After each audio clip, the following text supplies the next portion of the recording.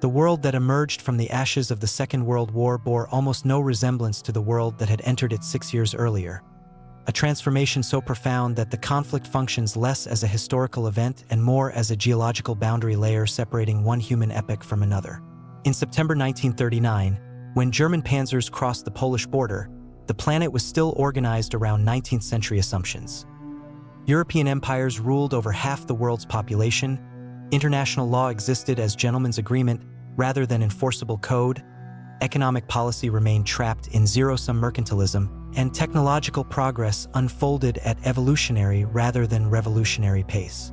By September 1945, when the last shots fell silent in the Pacific, every one of these assumptions had been shattered and replaced by new structures whose outlines still define our 21st century reality.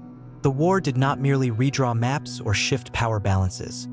It fundamentally rewired humanity's operating system across 7 interconnected dimensions: geopolitical architecture, economic organization, legal frameworks, technological trajectories, social contracts, ethical boundaries, and collective memory. This rewiring occurred not through deliberate design but through catastrophic necessity, the recognition that the systems governing human affairs between 1919 and 1939 had catastrophically failed to prevent industrialized slaughter on unprecedented scale. The architects of the post-war order, men like Harry Dexter White and John Maynard Keynes designing the Bretton Woods system in a New Hampshire hotel, Eleanor Roosevelt drafting the Universal Declaration of Human Rights in a Parisian conference room, George Marshall calculating the precise tonnage of wheat needed to prevent European starvation, were not utopians dreaming of perfect worlds. They were trauma survivors applying engineering principles to social systems, asking not, what would an ideal world look like? But, what minimal structures would prevent another Auschwitz, another Stalingrad, another firebombing of Tokyo?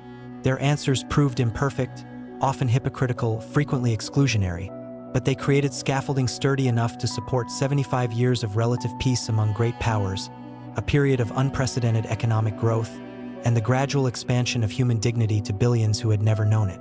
This scaffolding remains visible everywhere in contemporary life if we know how to look. In the barcode on grocery items tracing to wartime inventory systems developed for military logistics. In the GPS coordinates guiding our commutes derived from satellite networks born from Cold War missile guidance requirements. In the antibiotics saving lives in hospitals worldwide perfected through mass production techniques developed to treat battlefield wounds. Even in the very concept of human rights. Invoked in courtrooms and protest marches worldwide, which emerged directly from the moral reckoning forced by concentration camp liberation. Yet this inheritance carries profound paradoxes. The same scientific collaboration that produced penicillin and radar also birthed nuclear weapons whose existence continues to shadow human civilization with existential risk. The same institutions designed to prevent great power war, the United Nations Security Council Nuclear Deterrence Doctrine, have proven powerless to stop genocides in Rwanda, Bosnia, and Darfur. The same economic systems that lifted billions from poverty also accelerated ecological destruction, threatening planetary stability. The war's legacy thus arrives not as clean inheritance, but as contested terrain where every achievement contains its own contradiction. Every solution plants seeds of future problems. Every act of liberation carries hidden costs. Understanding this complexity requires moving beyond simplified narratives of good war, triumphalism, or cynical dismissal of post-war institutions as mere power disguises. The truth lies in uncomfortable middle ground. The post-war order was built by flawed humans making imperfect choices under extreme pressure, choices that prevented worst-case scenarios while failing to achieve best-case possibilities, choices that created frameworks flexible enough to evolve yet rigid enough to provide stability. This nuanced reality matters profoundly today as we face challenges, climate change, artificial intelligence, pandemics, democratic backsliding, that demand institutional innovation on scale comparable to 1945. The architects of that era offer not blueprints to copy but methodologies to adapt. Their recognition that security requires economic interdependence, that justice requires enforceable law, that peace requires institutionalized dialogue rather than mere absence of conflict. These insights emerged not from theoretical brilliance but from visceral understanding of what happens when such structures collapse, an understanding purchased at price of 60 million lives. Our contemporary challenge lies not in replicating their specific solutions but in applying their core insight. that human progress requires deliberately designed systems rather than faith in spontaneous order, that peace is not natural state to be discovered but artifact to be constructed, that the alternative to imperfect institutions is not freedom but chaos. The world created by the Second World War's aftermath thus stands as humanity's most ambitious social engineering project, a flawed but functioning prototype for managing planetary-scale interdependence.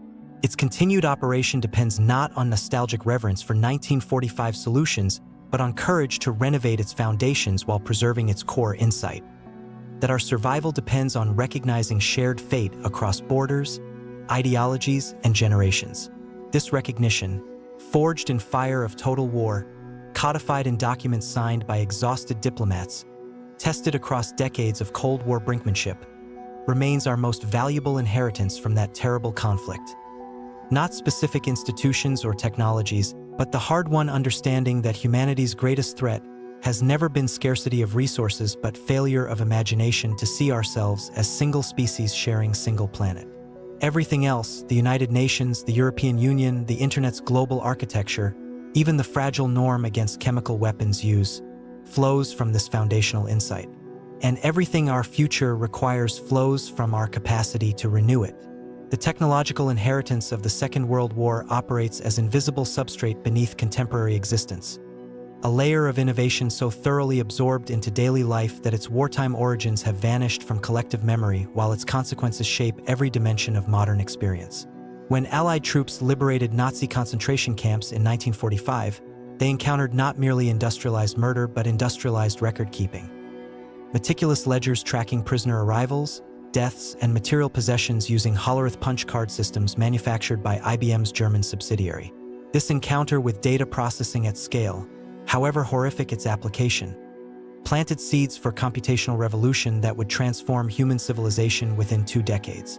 Simultaneously, British codebreakers at Bletchley Park operated Colossus, the world's first programmable electronic computer, to decrypt German Enigma messages, a machine whose vacuum tube architecture and Boolean logic principles directly informed post-war computer development at Manchester University and MIT. These parallel threads converged in 1946 with ENIAC's completion at University of Pennsylvania, a machine designed to calculate artillery firing tables but whose architecture enabled everything from weather forecasting to genome sequencing. The war's computational legacy thus emerged not from single invention but from ecosystem of necessity-driven innovation. Radar development requiring real-time signal processing, bomber navigation demanding precise calculations under combat stress, logistics coordination spanning multiple continents, all creating demand that pulled theoretical concepts into practical reality. Jet propulsion followed similar trajectory. While Frank Whittle patented turbojet concepts in 1930 and Hans von Ohain developed parallel designs in Germany, neither nation prioritized jet development until wartime urgency transformed theoretical possibility into operational necessity. The Messerschmitt Me 262's combat deployment in 1944, however strategically marginal, proved jet propulsion's viability, triggering immediate post-war development programs that produced the de Havilland Comet, first commercial jetliner, 1952, and Boeing 707, mass air travel enabler, 1958. Within 15 years of war's end, jet travel shrank planetary distances so dramatically that intercontinental business meetings became routine and global tourism emerged as mass phenomenon. Transformations whose social consequences, cultural homogenization, climate impacts, economic interdependence, continue unfolding today. Rocketry's trajectory proved even more consequential. Wernher von Braun's V-2 program, responsible for 9,000 civilian deaths in London and Antwerp, represented engineering achievement divorced from moral constraint, yet its captured hardware and personnel became foundation for both American and Soviet space programs. Operation Paperclip's morally ambiguous transfer of von Braun and 1,600 German scientists to America, coupled with Soviet seizure of V-2 production facilities at Nordhausen, created dual-track rocket development that culminated in Sputnik's 1957 launch and Apollo 11's 1969 moon landing. The space race born from V-2 technology yielded satellite communications enabling global financial markets, GPS navigation transforming transportation and logistics, and Earth observation systems monitoring climate change, technologies whose peaceful applications now vastly outweigh their military origins yet remain inseparable from wartime genesis. Medical innovation followed parallel pattern of tragedy to progress transformation. Battlefield medicine's brutal laboratory, where surgeons treated unprecedented trauma volumes under primitive conditions, accelerated advances that would save countless civilian lives. Alexander Fleming's 1928 penicillin discovery remained laboratory curiosity until Oxford researchers Howard Florey and Ernst Chain developed mass production techniques in 1941 specifically to treat wounded soldiers. By D-Day in 1944, Allied forces carried penicillin in every medical kit, a decision saving tens of thousands of lives that would have been lost to infected wounds in previous wars. This wartime scaling created pharmaceutical infrastructure enabling post-war antibiotic revolution that increased global life expectancy by 15 years between 1945 and 1970. Similarly, blood transfusion techniques refined through battlefield plasma programs became foundation for modern transfusion medicine. Burn treatment protocols developed for firebombing victims informed civilian burn care. Even psychological understanding of combat trauma, initially termed shell shock, later PTSD, emerged from systematic observation of millions of soldiers exposed to industrialized warfare's psychological toll. Materials science underwent comparable transformation. The war's insatiable demand for lightweight, strong materials drove aluminum production to increase 600% between 1939 and 1945, creating industrial capacity that enabled post-war aviation expansion and eventually space exploration.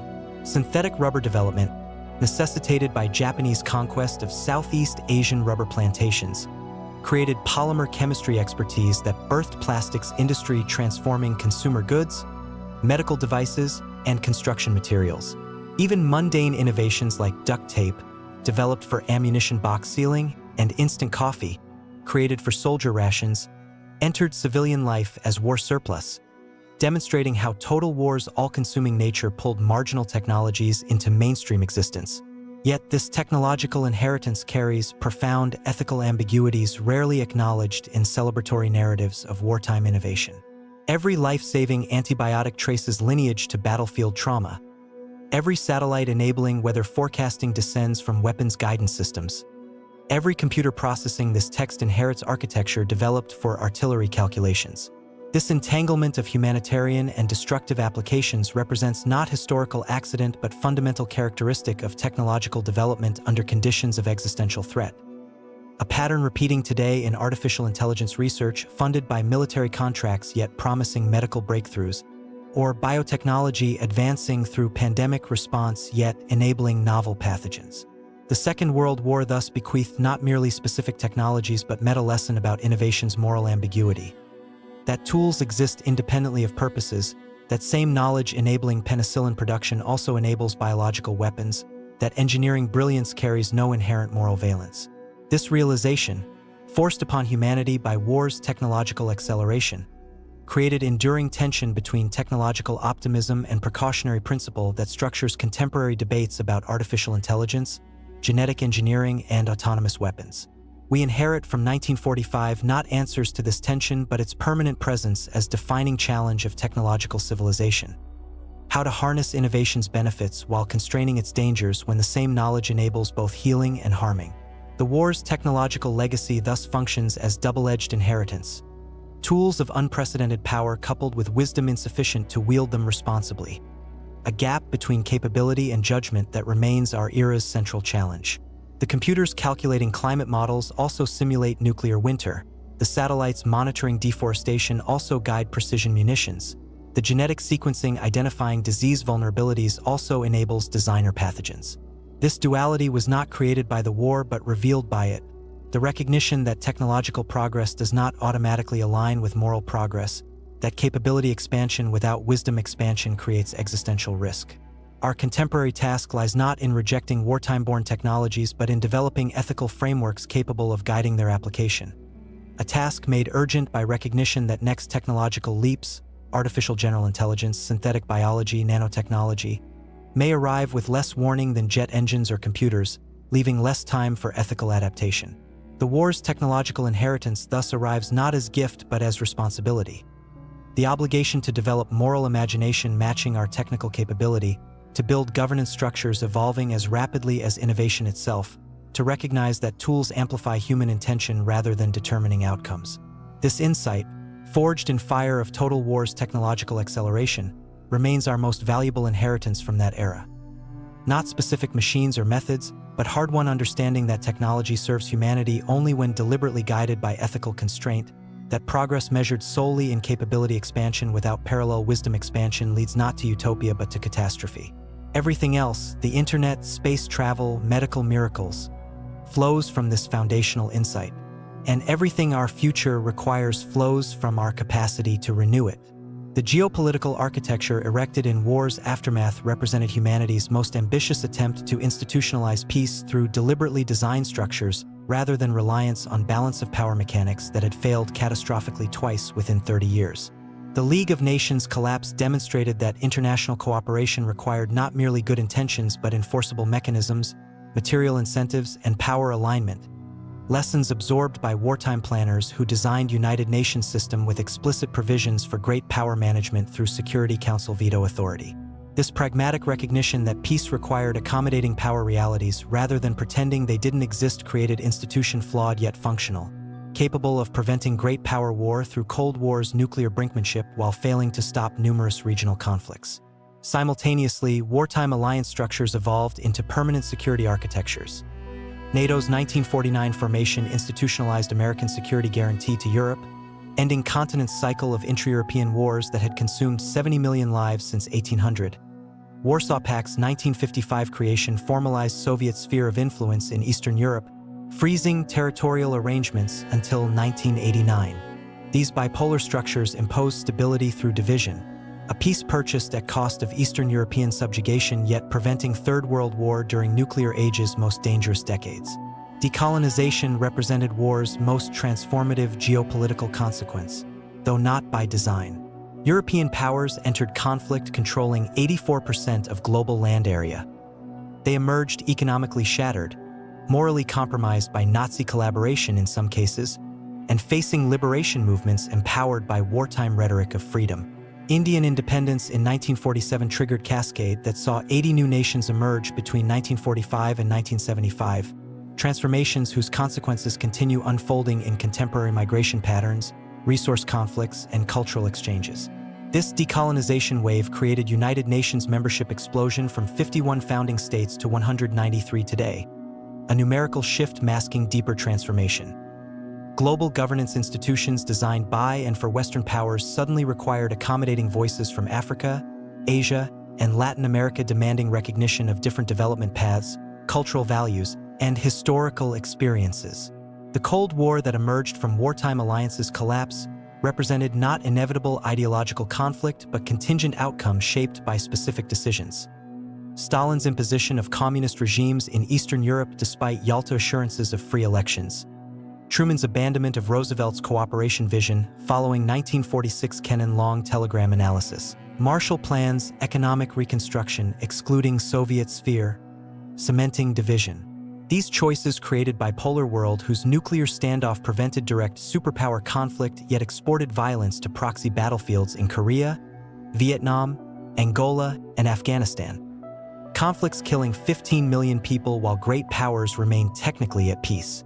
This paradox, simultaneous prevention of world war and proliferation of regional conflicts, defined Cold War's moral ambiguity and established pattern repeating in contemporary great power competition where direct confrontation remains unlikely yet proxy conflicts proliferate in Ukraine, Syria, Yemen. European integration emerged as war's most successful institutional innovation, a process transforming continent from perpetual war zone into zone of institutionalized cooperation. Jean Monnet's insight that economic interdependence could prevent future Franco-German conflict materialized in 1951 European Coal and Steel Community, whose success bred European Economic Community, 1957, and eventually European Union, 1993. This integration project, born from recognition that national sovereignty alone could not prevent industrialized warfare, created a continent where French and German citizens now share currency, open borders, and common institutions unimaginable in 1945. Yet this success carries contemporary vulnerabilities. Integration's technocratic character bred democratic deficits exploited by populist movements. Economic disparities between North and South created tensions tested during 2010 Euro crisis. Migration pressures from war-torn regions exposed limits of solidarity. These challenges reveal European integration not as finished project but ongoing experiment in transcending Westphalian state system. An experiment whose ultimate success or failure will determine whether war's most valuable geopolitical lesson, that interdependence prevents conflict, remains viable in 21st century. Asia's post-war order followed different trajectories shaped by Pacific War's distinct character. American occupation of Japan under General Douglas MacArthur imposed democratic constitution, land reform, and industrial demilitarization that transformed militarist empire into pacifist trading state. Transformation so complete that Article 9 renouncing war as sovereign right remains politically untouchable despite contemporary security challenges. Simultaneously, Chinese Civil War's conclusion with communist victory in 1949 created bifurcated Asian order. American security architecture, ANZUS, bilateral treaties with Japan, South Korea, Philippines, containing communist expansion while enabling East Asian economic miracle through security guarantees. This architecture facilitated Japan's, South Korea's, and Taiwan's economic transformations, development miracles lifting 300 million from poverty, yet creating dependencies whose unraveling now defines regional tensions. Contemporary Indo-Pacific order thus inherits war's unresolved questions. Whether China's rise will follow Japan's peaceful integration path or challenge American-led architecture. Whether nuclear proliferation pressures will intensify as extended deterrence credibility wanes. Whether economic interdependence can prevent conflict when historical grievances remain unaddressed. These questions reveal war's geopolitical inheritance not as settled architecture but as living system requiring continuous adaptation. A recognition increasingly urgent as climate change, resource scarcity, and technological disruption strain post-1945 institutions beyond original design parameters.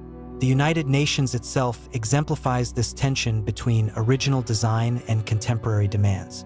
Created to prevent great power war through Security Council management, it now faces challenges: climate change, pandemics, cyber warfare, mass migration, that transcend national boundaries yet lack enforcement mechanisms.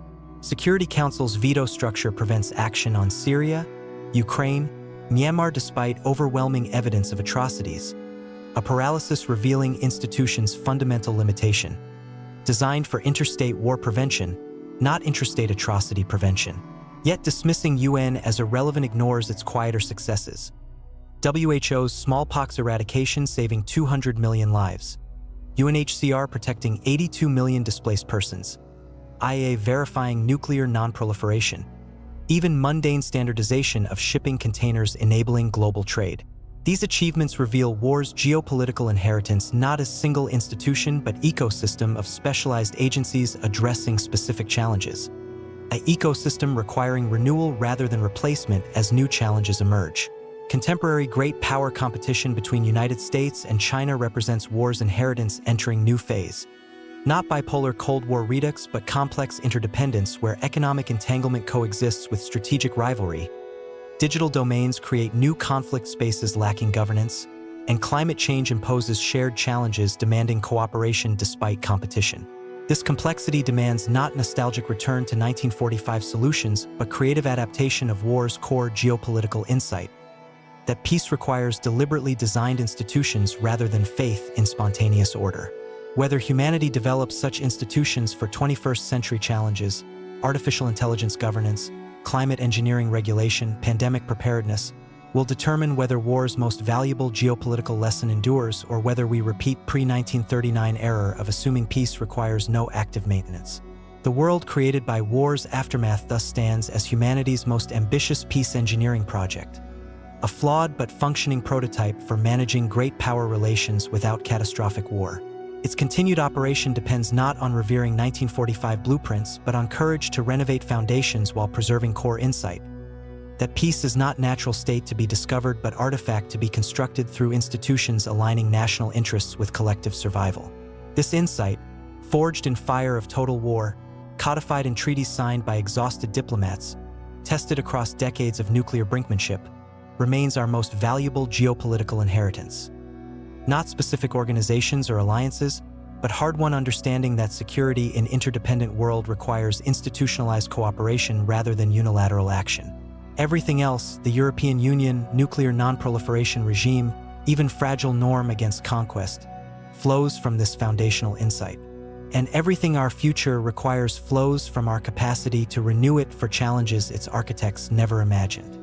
The economic architecture constructed from war's rubble represented humanity's most successful attempt to align national interests with collective prosperity through deliberately designed systems replacing zero-sum mercantilism that had fueled imperial competition and protectionist policies contributing to 1930s depression. The Bretton Woods Conference of July 1944, where 730 delegates from 44 nations gathered at Mount Washington Hotel in New Hampshire, created institutional triad, International Monetary Fund, World Bank, General Agreement on Tariffs and Trade, designed to prevent three specific failures perceived as war causes: competitive currency devaluations triggering trade wars, absence of lender of last resort for countries facing balance of payments crises, and protectionist policies strangling global commerce. John Maynard Keynes and Harry Dexter White's competing visions, Keynes advocating global reserve currency, Bancor, with symmetric adjustment burdens, White insisting on dollar-centered system with asymmetric burdens, resulted in compromise favoring American interests yet functional enough to enable unprecedented post-war growth. This system's success proved staggering. Between 1950 and 1973, global GDP grew at 4.8% annually while trade expanded at 7%, rates doubling pre-war performance and lifting hundreds of millions from poverty. Marshall Plan's $13 billion European Reconstruction Program, equivalent to $150 billion today, exemplified war's economic lesson that security requires prosperity. By financing European industrial recovery, America created export markets for its goods while preventing communist electoral victories in France and Italy, where communist parties polled 25 to 30% in immediate post-war elections. This recognition that economic desperation breeds political extremism became foundational principle guiding post-war development policy, later applied to Japan's reconstruction, South Korea's industrialization, and eventually China's integration into global economy. Yet this economic inheritance carries profound contradictions rarely acknowledged in triumphalist narratives of post-war growth. Bretton Woods system institutionalized American hegemony through dollar's reserve currency status, a privilege enabling United States to run persistent deficits while exporting inflation to trading partners, a dynamic contributing to system's 1971 collapse, yet whose successor, petrodollar system, perpetuates similar asymmetries. Marshall Plan's generosity coexisted with economic coercion. Aid recipients required to purchase American goods and open markets to American firms, accelerating European deindustrialization in sectors unable to compete with American efficiency. Decolonization's economic dimension revealed even starker contradictions. Newly independent nations inherited colonial economic structures designed for resource extraction rather than balanced development, creating dependency patterns persisting today as resource curse, trapping nations in commodity export cycles with minimal value addition. Structural adjustment programs imposed by Bretton Woods institutions from 1980s onward often exacerbated these dependencies by mandating privatization and market liberalization that benefited foreign investors more than local populations. These contradictions reveal war's economic inheritance not as pure gift but contested terrain, where every mechanism enabling growth also created dependencies, every institution promoting stability also entrenched inequalities, every policy preventing war also served particular national interests. Contemporary globalization, often presented as an inevitable technological process, actually represents deliberate construction through post-war institutions. GATT's tariff reductions, averaging 40% between 1947 and 1994, IMF stabilization loans enabling currency convertibility, World Bank's infrastructure financing connecting markets. This construction enabled supply chains spanning multiple continents, capital flows moving trillions daily, and consumer access to goods produced globally, transformations improving living standards for billions yet creating vulnerabilities exposed during 2008 financial crisis and 2020 pandemic disruptions. These vulnerabilities reveal war's economic lesson requiring renewal. Interdependence creates prosperity yet also fragility. Efficiency gains from specialization increase vulnerability to shocks. Growth without equity breeds political instability threatening system itself. Contemporary challenges: climate change requiring decarbonization investments exceeding $4 trillion annually, inequality eroding social contracts that underpin market economies, digital platforms creating new monopolies beyond national regulatory reach, demand economic architecture innovations comparable to 1944 Bretton Woods moment. Whether humanity develops such innovations will determine whether war's most valuable economic lesson endures. That prosperity requires deliberately designed systems aligning individual incentives with collective well-being rather than faith in invisible hand alone.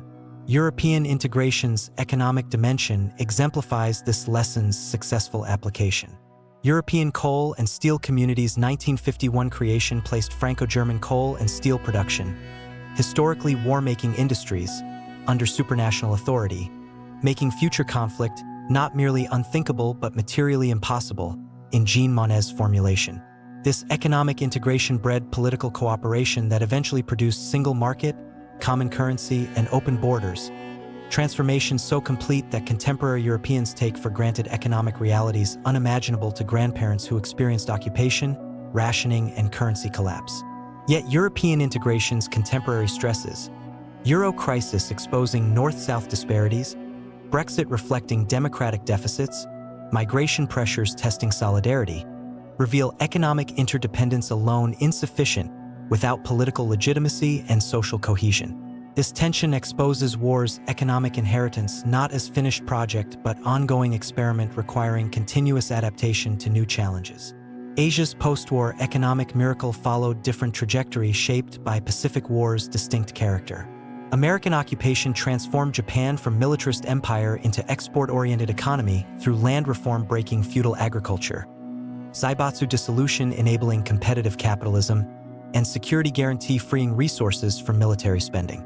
This model replicated across East Asia, South Korea's state-directed industrialization, Taiwan's export processing zones, Singapore's strategic port development, creating region where 400 million lifted from poverty between 1960 and 2000. Yet this miracle carried hidden costs. Authoritarian governance often justified as necessary for development discipline. Environmental degradation sacrificed for growth. Labor exploitation normalized as competitive necessity. Contemporary China's rise represents war's economic inheritance entering new phase. Not Western liberal model replication, but state capitalist hybrid challenging assumptions that democracy and markets necessarily co-evolve. This challenge forces reconsideration of war's economic lesson. Whether prosperity requires specific political system or whether multiple development paths can deliver growth with varying equity and freedom trade-offs. Climate change now imposes ultimate test of war's economic inheritance. Post-1945 growth model dependent on fossil fuel consumption created prosperity while accumulating carbon debt threatening planetary stability. A contradiction revealing economic architecture's fundamental limitation. Designed for national prosperity within planetary boundaries yet operating without mechanisms internalizing ecological costs. Green transition now requires economic architecture innovations comparable to Bretton Woods. Carbon pricing mechanisms aligning private incentives with planetary boundaries. Green development banks financing decarbonization in Global South, circular economy standards eliminating waste. Whether humanity develops such innovations will determine whether war's most valuable economic lesson endures. That prosperity requires deliberately designed systems rather than faith in spontaneous market coordination alone. The world created by war's economic aftermath thus stands as humanity's most successful prosperity engineering project. A flawed but functioning prototype for aligning national interests with collective well-being. Its continued operation depends not on revering 1944 blueprints, but on courage to renovate foundations while preserving core insight. That markets require rules, growth requires equity, and prosperity requires planetary boundaries respect. This insight, forged in fire of depression and war, codified in treaties signed by exhausted diplomats, tested across decades of growth, remains our most valuable economic inheritance. Not specific institutions or agreements, but hard-won understanding that prosperity emerges not from laissez-faire but from deliberately designed systems aligning individual incentives with collective survival. Everything else, the European single market, global supply chains, even smartphone in pocket, flows from this foundational insight. And everything our future requires flows from our capacity to renew it for challenges its architects never imagined. The legal architecture erected from war's moral ruins represented humanity's most ambitious attempt to replace might makes right doctrine with rule of law governing international relations. A transformation so profound that concepts like crimes against humanity and genocide entered legal lexicon, while enforcement mechanisms created first meaningful constraints on state sovereignty since Westphalian systems' 1648 inception. Nuremberg trials 1945-46 proceedings established three revolutionary principles that would reshape international law. Individuals bear criminal responsibility for atrocities regardless of state orders, rejecting just following orders defense. Aggressive war constitutes crime against peace. Systematic persecution of civilian populations constitutes crime against humanity prosecutable, even when legal under perpetrator states' domestic law. These principles, codified in London Charter establishing International Military Tribunal, faced fierce contemporary criticism as victor's justice, yet created jurisprudential foundation for subsequent developments. 1948 Genocide Convention criminalizing intent to destroy national, ethnic, racial, or religious groups. 1949 Geneva Conventions expanding protections for civilians in armed conflict. 1998 Rome Statute creating permanent international criminal court. This legal evolution represented not linear progress but contested terrain where enforcement gaps persist alongside normative advances. A tension embodied in ICC's inability to prosecute powerful states' leaders while pursuing cases against African warlords, revealing international law's persistent power asymmetry despite normative universalism. Human rights architecture emerged from parallel recognition that preventing future atrocities required not merely punishing past crimes but establishing positive entitlements protecting human dignity. Eleanor Roosevelt's leadership drafting 1948 Universal Declaration of Human Rights transformed wartime rhetoric of four freedoms into concrete entitlements: life, liberty, security of person, freedom from torture and slavery, right to nationality, marriage, property, freedom of thought, conscience, religion, opinion, expression, assembly, association. Though legally non-binding, UDHR became moral compass guiding subsequent treaties. International Covenant on Civil and Political Rights, 1966. International Covenant on Economic, Social, and Cultural Rights, 1966. Convention on Elimination of All Forms of Racial Discrimination, 1965. Convention on Elimination of Discrimination Against Women, 1979. These instruments created monitoring bodies, reporting requirements, and complaint mechanisms establishing human rights as legitimate concern of international community rather than exclusively domestic jurisdiction. A transformation so profound that contemporary activists invoke human rights language to challenge everything from corporate pollution to algorithmic bias. Yet this legal inheritance carries profound contradictions rarely acknowledged in celebratory narratives of human rights progress. Nuremberg's victor's justice character revealed international law's persistent power asymmetry. Soviet judges participated in trials while Stalin's regime committed Katyn massacre and Gulag atrocities. American prosecutors condemned medical experiments while Tuskegee's syphilis study continued until 1972. Colonial powers signed human rights treaties while suppressing independence movements through violence. These contradictions reveal international law not as neutral arbiter but contested terrain where powerful states shape rules serving their interests while weaker states bear disproportionate compliance burdens. A dynamic persisting today in climate negotiations where historical emitters resist liability while vulnerable nations demand compensation. Contemporary challenges expose further limitations of war's legal inheritance. International Criminal Court's inability to prosecute Russian leaders for Ukraine invasion despite overwhelming evidence reveals enforcement mechanisms' dependence on great power cooperation, a dependence systematically undermined by Security Council veto politics. Similarly, Myanmar's Rohingya persecution, China's Uyghur detention, Ethiopia's Tigray atrocities all occur with minimal legal consequence despite clear violations of genocide convention and crimes against humanity norms, revealing gap between normative architecture and enforcement capacity that perpetrators exploit with impunity. Digital domain presents even starker challenge. Cyber warfare, disinformation campaigns, and autonomous weapons operate in legal gray zones where 1949 Geneva Conventions and 1977 additional protocols provide inadequate guidance, creating urgent need for new legal architecture comparable to post-1945 moment yet facing fragmented international consensus. Climate change imposes ultimate test of war's legal inheritance. Existing international environmental law, fragmented across hundreds of treaties with weak enforcement, proves inadequate for planetary-scale challenge requiring binding emissions reductions, loss and damage compensation, and just transition financing. Proposals for International Court of Climate Justice or ecocide criminalization represent attempts to extend Nuremberg's legacy to planetary protection yet face resistance from states prioritizing sovereignty over collective survival. A resistance revealing international law's fundamental limitation, effective only when powerful states perceive self-interest alignment with collective rules. European integration's legal dimension exemplifies war's legal lessons' successful application. European Convention on Human Rights, 1950, created first regional human rights court with binding jurisdiction over member states. An innovation so successful that 47 nations now accept Strasbourg Court's authority to overturn domestic judgments violating convention rights. This legal integration complemented economic and political integration, creating a continent where citizens possess enforceable rights against their own governments.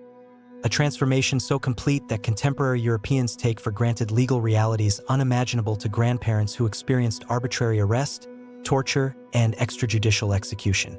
Yet European human rights system faces contemporary stresses. Populist governments challenging court authority in Poland and Hungary, migration pressures testing refugee convention interpretations, counterterrorism measures eroding privacy, and due process protections. These tensions reveal war's legal inheritance not as finished project but ongoing experiment requiring continuous adaptation to new challenges. Asia's post-war legal order followed different trajectories shaped by Pacific War's distinct character and colonial legacies.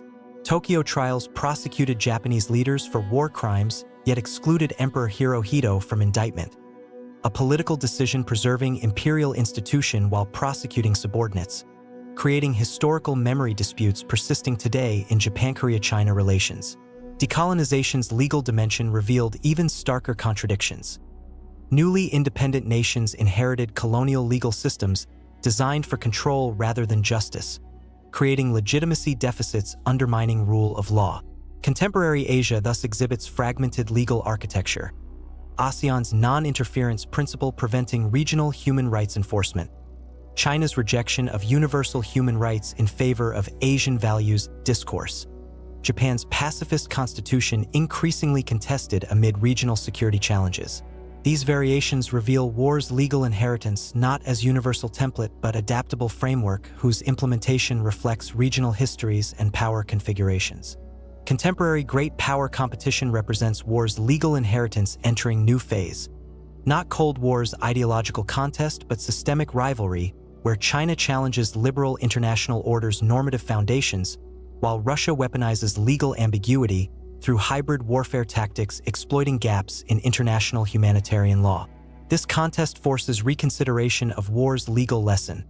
Whether rules-based order requires universal values or accommodates civilizational pluralism, whether sovereignty remains sacrosanct or yields to responsibility to protect doctrine, whether enforcement requires hegemonic power or emerges from networked governance. Climate change and artificial intelligence now impose ultimate tests of war's legal inheritance. Existing frameworks lack mechanisms addressing transboundary harms where perpetrator and victim states differ, or regulating technologies whose development outpaces legal adaptation. Green transition requires legal innovations comparable to Nuremberg moment. Ecocide criminalization establishing individual liability for planetary harm, climate reparations mechanisms addressing historical responsibility, planetary boundaries codified as legal constraints on state and corporate behavior. Similarly, AI governance demands new legal architecture establishing liability for autonomous system harms, regulating lethal autonomous weapons, protecting cognitive liberty from algorithmic manipulation. Whether humanity develops such innovations will determine whether war's most valuable legal lesson endures. That peace requires rule of law constraining power rather than might makes right doctrine. The world created by war's legal aftermath thus stands as humanity's most ambitious justice engineering project, a flawed but functioning prototype for extending law's domain beyond national borders. Its continued operation depends not on revering 1945 blueprints, but on courage to renovate foundations while preserving core insight. That power requires constraint, sovereignty requires responsibility, and peace requires justice. This insight, forged in fire of total war's moral abyss, codified in treaties signed by traumatized diplomats, tested across decades of atrocity prevention, remains our most valuable legal inheritance. Not specific courts or conventions, but hard-won understanding that law must evolve to constrain emerging forms of power threatening human dignity.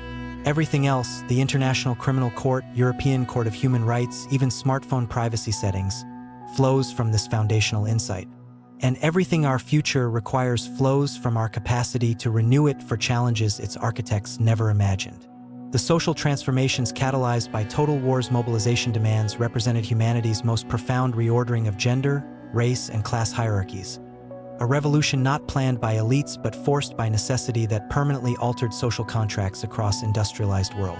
Women's entry into wartime production. 310,000 British women in munitions factories by 1943, 6 million American women entering workforce between 1940 to 1945, Soviet women comprising 53% of industrial labor force by war's end, shattered Victorian assumptions about female capabilities while creating expectations impossible to reverse post-war. Rosie the Riveter's iconic image masked complex reality. Women operated rivet guns and welding torches not from feminist conviction but patriotic duty, yet discovered competencies contradicting pre-war domestic confinement. Post-war attempts to restore pre-1939 gender order. American media campaigns urging women to return to kitchen. British government terminating war nurseries, Soviet propaganda re-emphasizing motherhood, proved only partially successful. Women's workforce participation never returned to pre-war levels. Divorce rates doubled between 1945 to 1950 as women who experienced economic independence rejected subservient marriages. Birth rates initially surged, then declined as women demanded reproductive control. Trends culminating in 1960s feminist movements whose leaders explicitly cited wartime experiences as awakening to possibilities beyond domestic sphere. Civil rights movements similarly drew direct lineage to wartime contradictions between democratic rhetoric and racial reality. America's Double V campaign, victory over fascism abroad and racism at home, mobilized black soldiers who returned from segregated units having fought for freedoms denied them domestically. Medgar Evers, future NAACP field secretary, served in Normandy invasion, then faced Mississippi lynch mobs upon return. Jackie Robinson, Army lieutenant court-martialed for refusing segregated bus seating, broke baseball's color barrier in 1947, citing wartime service as moral authority. These veterans formed backbone of early civil rights movement, their military experience providing organizational skills, tactical discipline, and moral certainty that segregation contradicted values they had risked lives defending.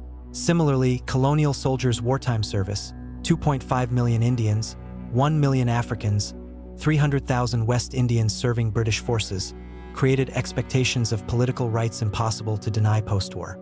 Indian National Army's collaboration with Japan revealed cracks in imperial legitimacy. African veterans formed nationalist movements demanding independence. Caribbean service members returned with consciousness of global black solidarity fueling decolonization movements. These social transformations revealed war's paradoxical character. Conflict designed to preserve existing orders instead accelerated their dissolution by exposing contradictions between professed values and lived realities. Total mobilization required mobilizing populations previously excluded from full citizenship, women, racial minorities, colonized peoples, yet granting them wartime responsibilities without corresponding rights created cognitive dissonance unsustainable post-war.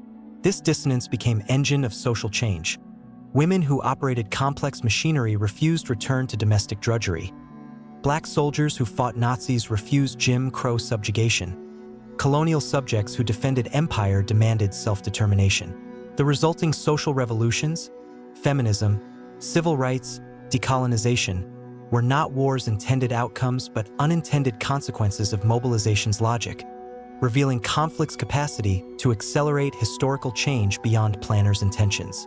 Yet these transformations carried profound limitations rarely acknowledged in triumphalist narratives of social progress. Post-war gender revolution remained incomplete. Women gained workforce access yet faced persistent wage gaps, glass ceilings, and double burdens of paid work plus domestic labor. Reproductive rights advanced unevenly, with abortion remaining criminalized in many nations until 1970s. Sexual violence accountability lagged decades behind other rights expansions. Civil rights victories proved partial. American desegregation occurred without economic redistribution, creating integrated spaces alongside persistent wealth gaps.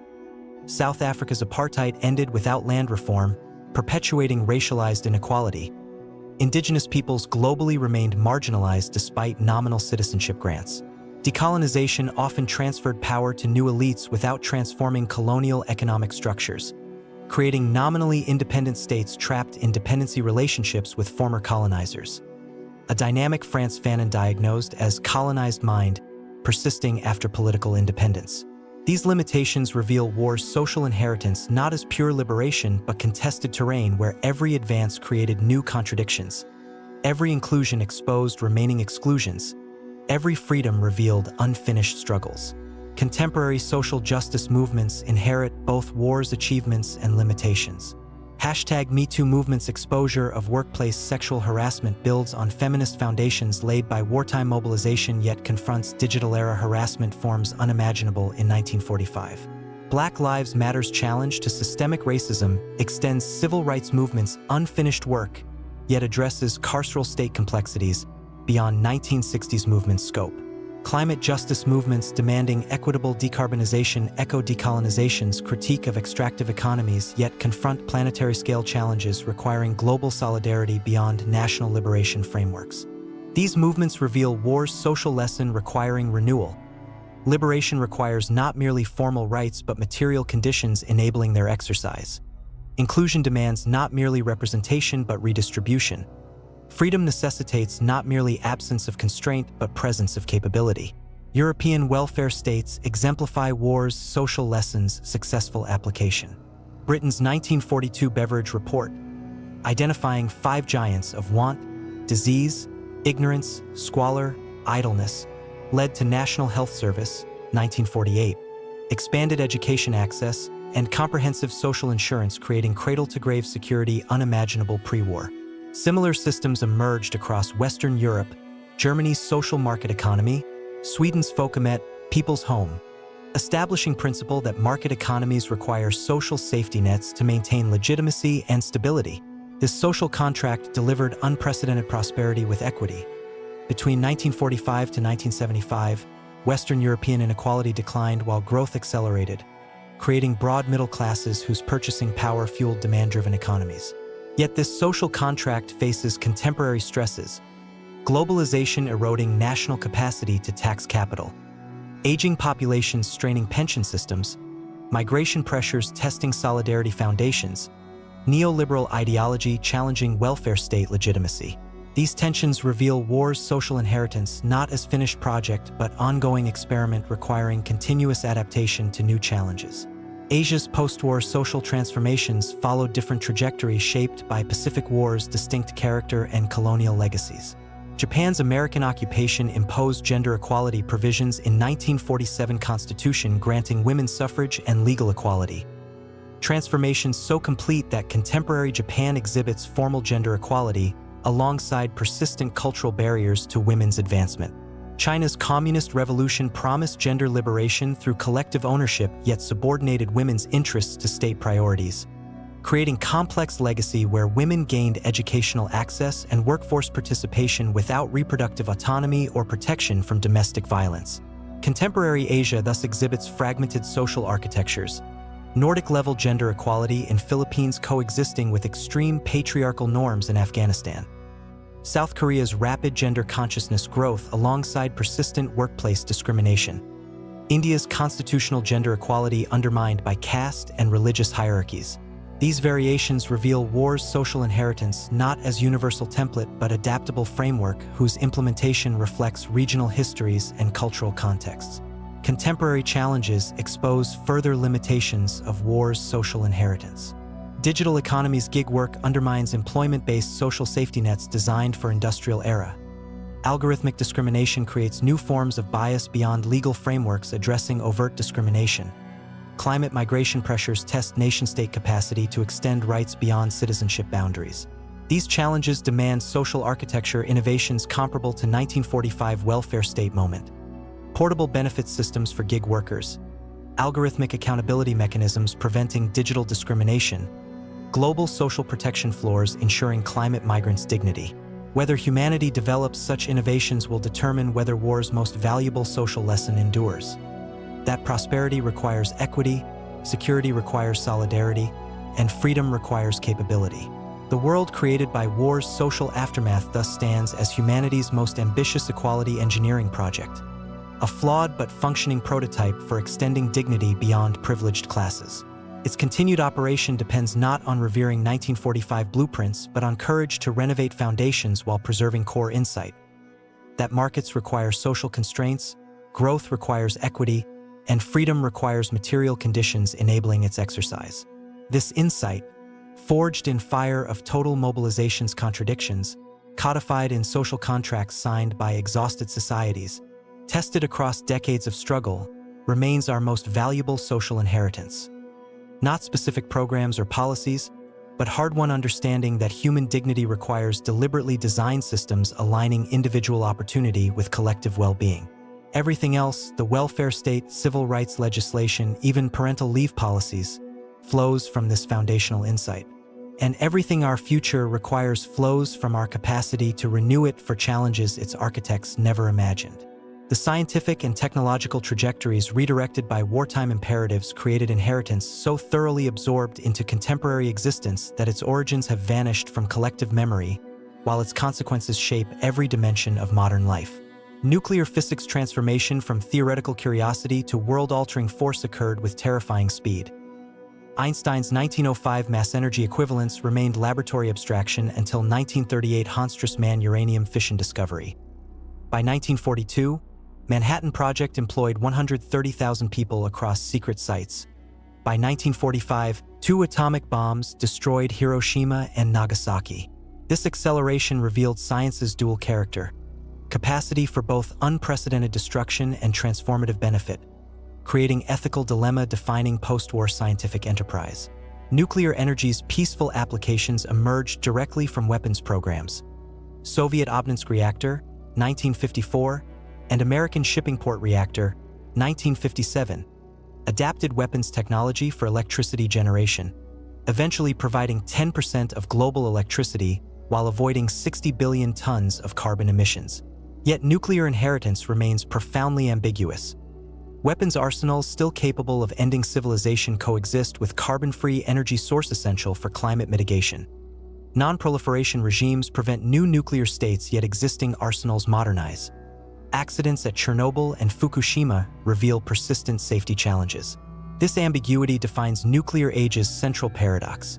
Humanity possesses technology capable of solving existential problems yet lacks governance structures ensuring its safe application. A gap between capability and wisdom that remains our era's defining challenge. Space exploration followed parallel trajectory of military origins yielding civilian benefits. Wernher von Braun's V-2 rockets, killing 9,000 civilians while advancing rocketry, became foundation for both Soviet Sputnik, 1957, and American Apollo program, 1961 to 1972. This dual-use character persisted through Cold War. ICBMs designed for nuclear delivery-enabled satellite launches. Reconnaissance satellites monitoring missile deployments also observed Earth's climate systems. Space station technologies developed for military purposes enabled International Space Station's scientific research. Contemporary space economy, GPS navigation guiding daily commutes, weather satellites forecasting storms, communications satellites enabling global connectivity, descends directly from weapons programs yet serves overwhelmingly peaceful purposes. This transformation reveals war's scientific inheritance not as linear progression but dialectical process where destructive applications seed constructive ones through institutional redirection. A pattern repeating today in artificial intelligence research funded by military contracts yet promising medical breakthroughs. Computing's trajectory exemplifies this pattern most dramatically. Alan Turing's theoretical work on computability, 1936, remained abstract until Bletchley Park's Colossus, 1943, applied it to code breaking.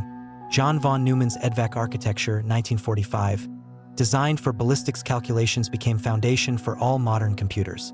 Within 20 years, machines calculating artillery trajectories enabled weather forecasting, saving millions from storms, medical imaging diagnosing diseases invisible to naked eye, and global communications shrinking planetary distances. Yet computing's inheritance carries profound ethical ambiguities. Same architectures enabling climate modeling also simulate nuclear winter. Algorithms diagnosing cancer also enable autonomous weapons. Networks connecting humanity also spread disinformation. This duality was not created by war but revealed by it, the recognition that scientific knowledge carries no inherent moral valence, that tools amplify human intention rather than determining outcomes. Medicine's wartime acceleration created inheritance, saving countless lives while raising ethical questions persisting today. Alexander Fleming's 1928 penicillin discovery remained laboratory curiosity until Oxford researchers Howard Florey and Ernst Chain developed mass production techniques in 1941 specifically to treat wounded soldiers.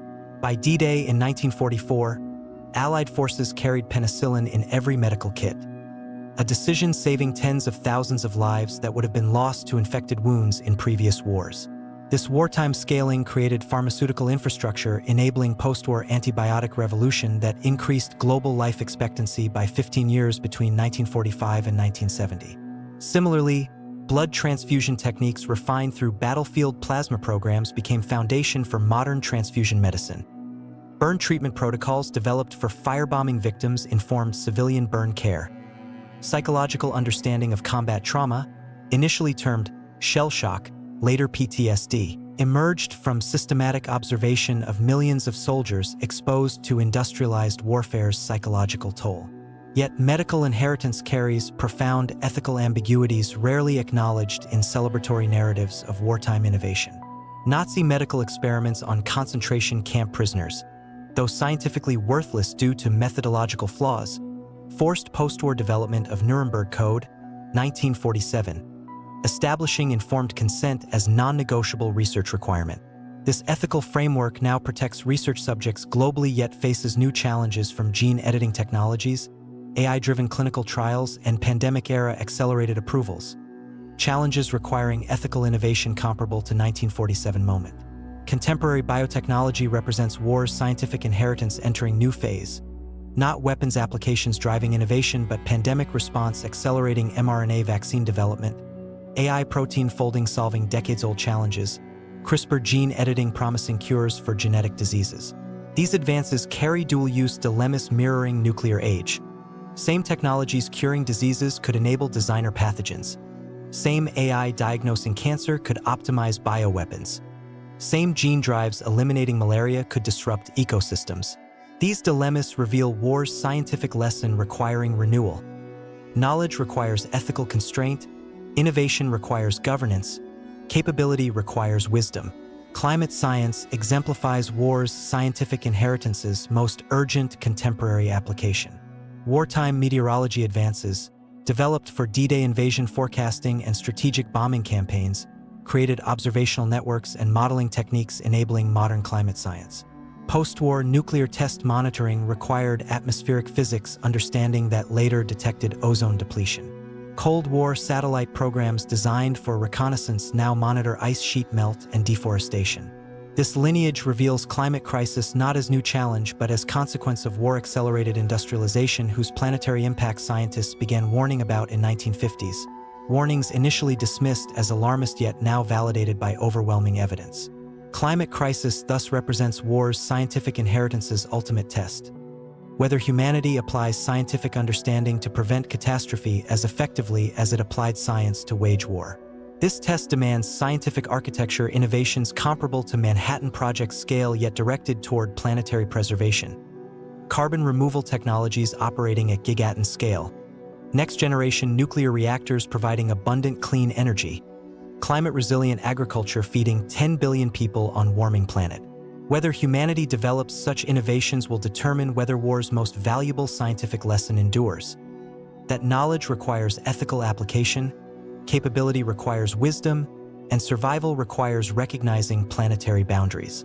European scientific integration exemplifies war's scientific lessons' successful application. CERN's 1954 creation, bringing together former enemies to pursue particle physics research. Transformed continent where scientists had developed weapons of mass destruction into collaborative space where knowledge transcended nationalism. This model replicated across domains. European Space Agency coordinating satellite programs, European Molecular Biology Laboratory advancing life sciences, ITER Fusion Project pursuing clean energy. These institutions created scientific culture where collaboration replaced competition, openness replaced secrecy, and shared curiosity transcended historical grievances. A transformation so complete that contemporary European scientists take for granted collaborative realities unimaginable to grandparents who experienced scientific mobilization for destruction. Yet European scientific integration faces contemporary stresses. Brexit disrupting research networks, brain drain to American institutions offering higher salaries, competition from Chinese research investments challenging European leadership. These tensions reveal war's scientific inheritance not as finished project but ongoing experiment requiring continuous adaptation to new challenges. Contemporary artificial intelligence represents war's scientific inheritance entering new phase. Not Cold War computing race but algorithmic competition raising existential questions about consciousness, agency, and control. AI's military origins, pattern recognition for missile guidance, natural language processing for intelligence analysis, mirror computing's trajectory yet accelerate faster due to data abundance and computational power. Civilian applications already transforming medicine, transportation, and communication carry dual-use dilemmas mirroring nuclear age. Same algorithms optimizing logistics could enable autonomous weapons. Same language models enhancing education could spread disinformation. Same computer vision diagnosing disease could enable mass surveillance. These dilemmas reveal war's scientific lesson requiring urgent renewal. That tools require governance, innovation requires ethical constraint, and capability requires wisdom exceeding technical sophistication. Climate change and artificial intelligence now impose ultimate tests of war's scientific inheritance. Existing scientific institutions, designed for national research agendas and disciplinary silos, prove inadequate for planetary-scale challenges requiring transdisciplinary collaboration and global coordination. Proposals for International Science Court evaluating technology's existential risks, planetary-scale research coordination for climate engineering, global AI safety institutes developing alignment techniques represent attempts to extend war's scientific legacy to 21st century challenges yet face resistance from states prioritizing competitive advantage over collective survival, a resistance revealing science's fundamental limitation. Knowledge alone insufficient without wisdom guiding its application. The world created by war's scientific aftermath thus stands as humanity's most ambitious knowledge engineering project, a flawed but functioning prototype for directing discovery toward human flourishing. Its continued operation depends not on revering 1945 blueprints but on courage to renovate foundations while preserving core insight. That knowledge requires ethical constraint, innovation requires governance, and survival requires recognizing that capability without wisdom leads not to progress but catastrophe. This insight, forged in fire of total war's scientific mobilization, codified in ethical frameworks signed by traumatized scientists, tested across decades of dual-use dilemmas, remains our most valuable scientific inheritance. Not specific discoveries or technologies, but hard-won understanding that knowledge's value lies not in its acquisition but in its application guided by wisdom exceeding technical sophistication. Everything else, the internet, space travel, medical miracles, flows from this foundational insight. And everything our future requires flows from our capacity to renew it for challenges its architects never imagined. The cultural memory of the Second World War functions not as stable historical record, but as contested terrain where nations construct identity narratives, generations process trauma, and societies negotiate moral responsibility. A process revealing how collective memory shapes present politics as powerfully as material interests. Western Europe's memory evolved through distinct phases. Immediate post-war period emphasizing resistance narratives obscuring widespread collaboration. 1960s generational revolt forcing confrontation with parental complicity. 1980s historic-restrite debates in Germany establishing Holocaust as civilizational rupture requiring perpetual remembrance. Contemporary era where memory institutions, museums, memorials, education curricula, embed Holocaust remembrance as European identity cornerstone. This evolution transformed Germany from perpetrator nation to memory leader. Berlin's memorial to murdered Jews of Europe, 2005. Stolperstein stumbling stones marking deportation sites. Mandatory Holocaust education creating culture where acknowledging historical responsibility became source of moral authority rather than shame. Yet this memory culture faces contemporary stresses. Rising far-right movements challenging Holocaust centrality. Generational distance diluting emotional connection. Migration creating citizens without familial ties to European war experience. Debates about colonial violence demanding memory expansion beyond Holocaust framework. These tensions reveal war memory not as settled consensus but living process requiring continuous renegotiation as societies change. Eastern Europe's memory trajectory followed different paths shaped by Soviet domination obscuring war's complexities.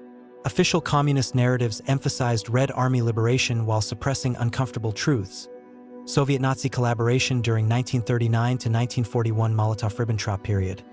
Katyn massacre of Polish officers. Post-war imposition of communist regimes contradicting self-determination promises.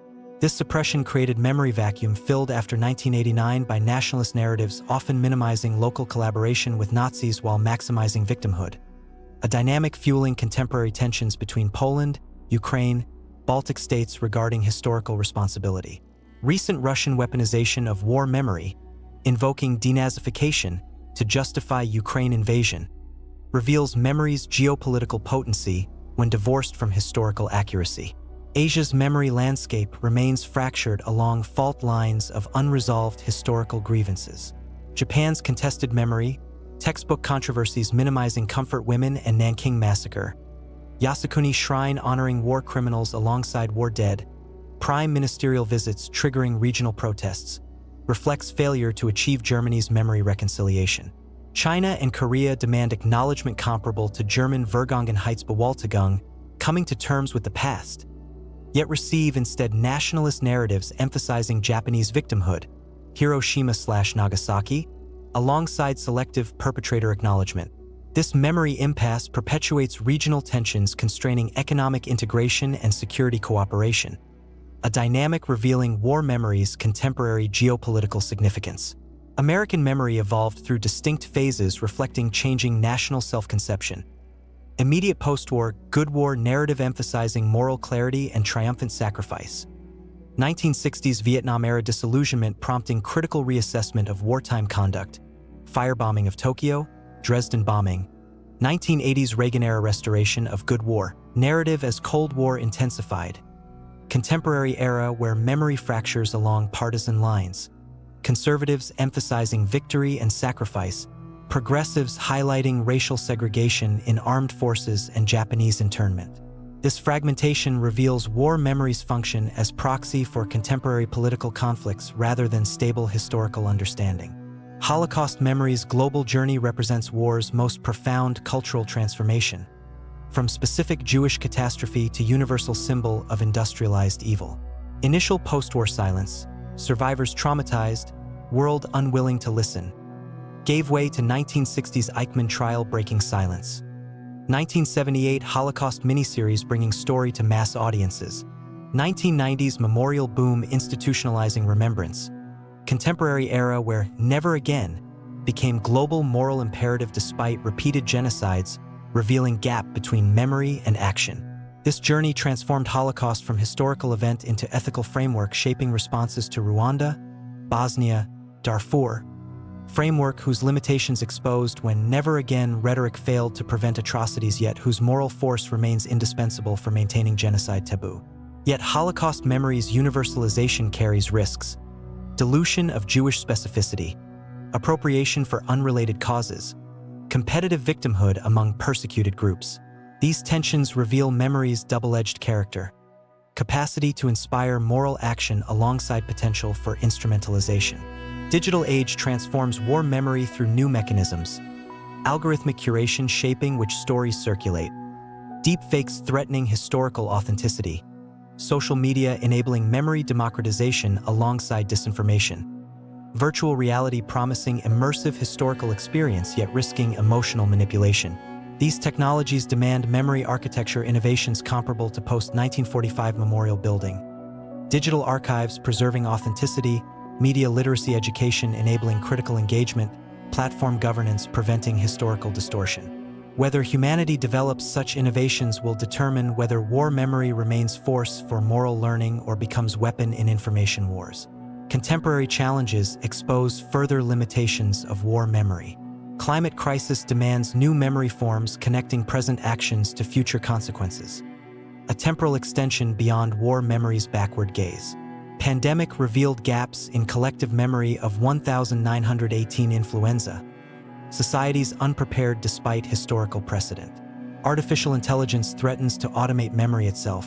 Algorithms determining which history is preserved, which forgotten, a prospect demanding ethical frameworks for algorithmic curation comparable to Nuremberg Code for human experimentation. These challenges reveal war memory's lesson requiring renewal.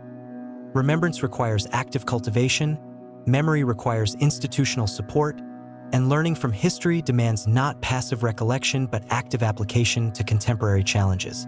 European memory integration exemplifies war's cultural lessons' successful application.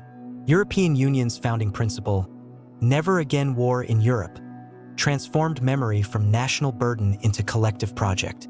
Shared history textbooks, cross-border memorial sites, Erasmus student exchanges creating transnational identities, all institutionalized memory as peace-building tool rather than nationalist mobilization device. This transformation created continent where French and German youth share historical understanding unimaginable to grandparents who experienced occupation and resistance. A transformation so complete that contemporary Europeans take for granted memory realities that required deliberate construction. Yet European memory integration faces contemporary stresses. Populist movements weaponizing memory against EU. Migration creating citizens without European war experience. Debates about colonial violence demanding memory expansion beyond 1939 to 1945 framework. Russian disinformation campaigns distorting war memory to justify aggression. These tensions reveal war memory not as finished project but ongoing experiment requiring continuous adaptation to new challenges. Contemporary memory challenges represent war's cultural inheritance entering new phase. Not preserving past but applying its lessons to unprecedented futures. Climate change demands memory forms connecting present emissions to future sea level rise. A temporal extension requiring new narrative techniques. Artificial intelligence demands memory forms preserving human agency in increasingly automated world. Pandemics demand memory forms maintaining preparedness between outbreaks. These challenges require memory architecture innovations comparable to post-1945 memorial building yet adapted to digital age's complexities. Whether humanity develops such innovations will determine whether war's most valuable cultural lesson endures. That memory requires active cultivation, remembrance requires institutional support, and learning from history demands not passive recollection but active application to contemporary challenges. The world created by war's cultural aftermath thus stands as humanity's most ambitious memory engineering project. A flawed but functioning prototype for transforming trauma into moral learning. Its continued operation depends not on revering 1945 memory forms but on courage to renovate foundations while preserving core insight. That societies forgetting past atrocities risk repeating them, that memory requires active cultivation rather than passive inheritance, and that learning from history demands not merely remembering but applying lessons to contemporary challenges. This insight, forged in fire of total war's moral abyss, codified in memorials built by survivors, tested across decades of genocide prevention attempts, remains our most valuable cultural inheritance. Not specific museums or curricula, but hard-won understanding that memory's value lies not in accurate recollection alone but in moral learning guiding present action. Everything else, the Holocaust memorials, war museums, even never again rhetoric, flows from this foundational insight. And everything our future requires flows from our capacity to renew it for challenges its architects never imagined. The story of the I-400 begins not in a naval dockyard but in the mind of a desperate admiral watching Japan's strategic position collapse during the autumn of 1942. A moment when the Imperial Japanese Navy's carrier fleet lay shattered at Midway and American industrial might began flooding the Pacific with ships, aircraft, and material that Japan could never match. Admiral Isoroku Yamamoto, architect of the Pearl Harbor attack and commander-in-chief of the combined fleet, recognized with chilling clarity that conventional naval warfare had become a suicide pact for Japan.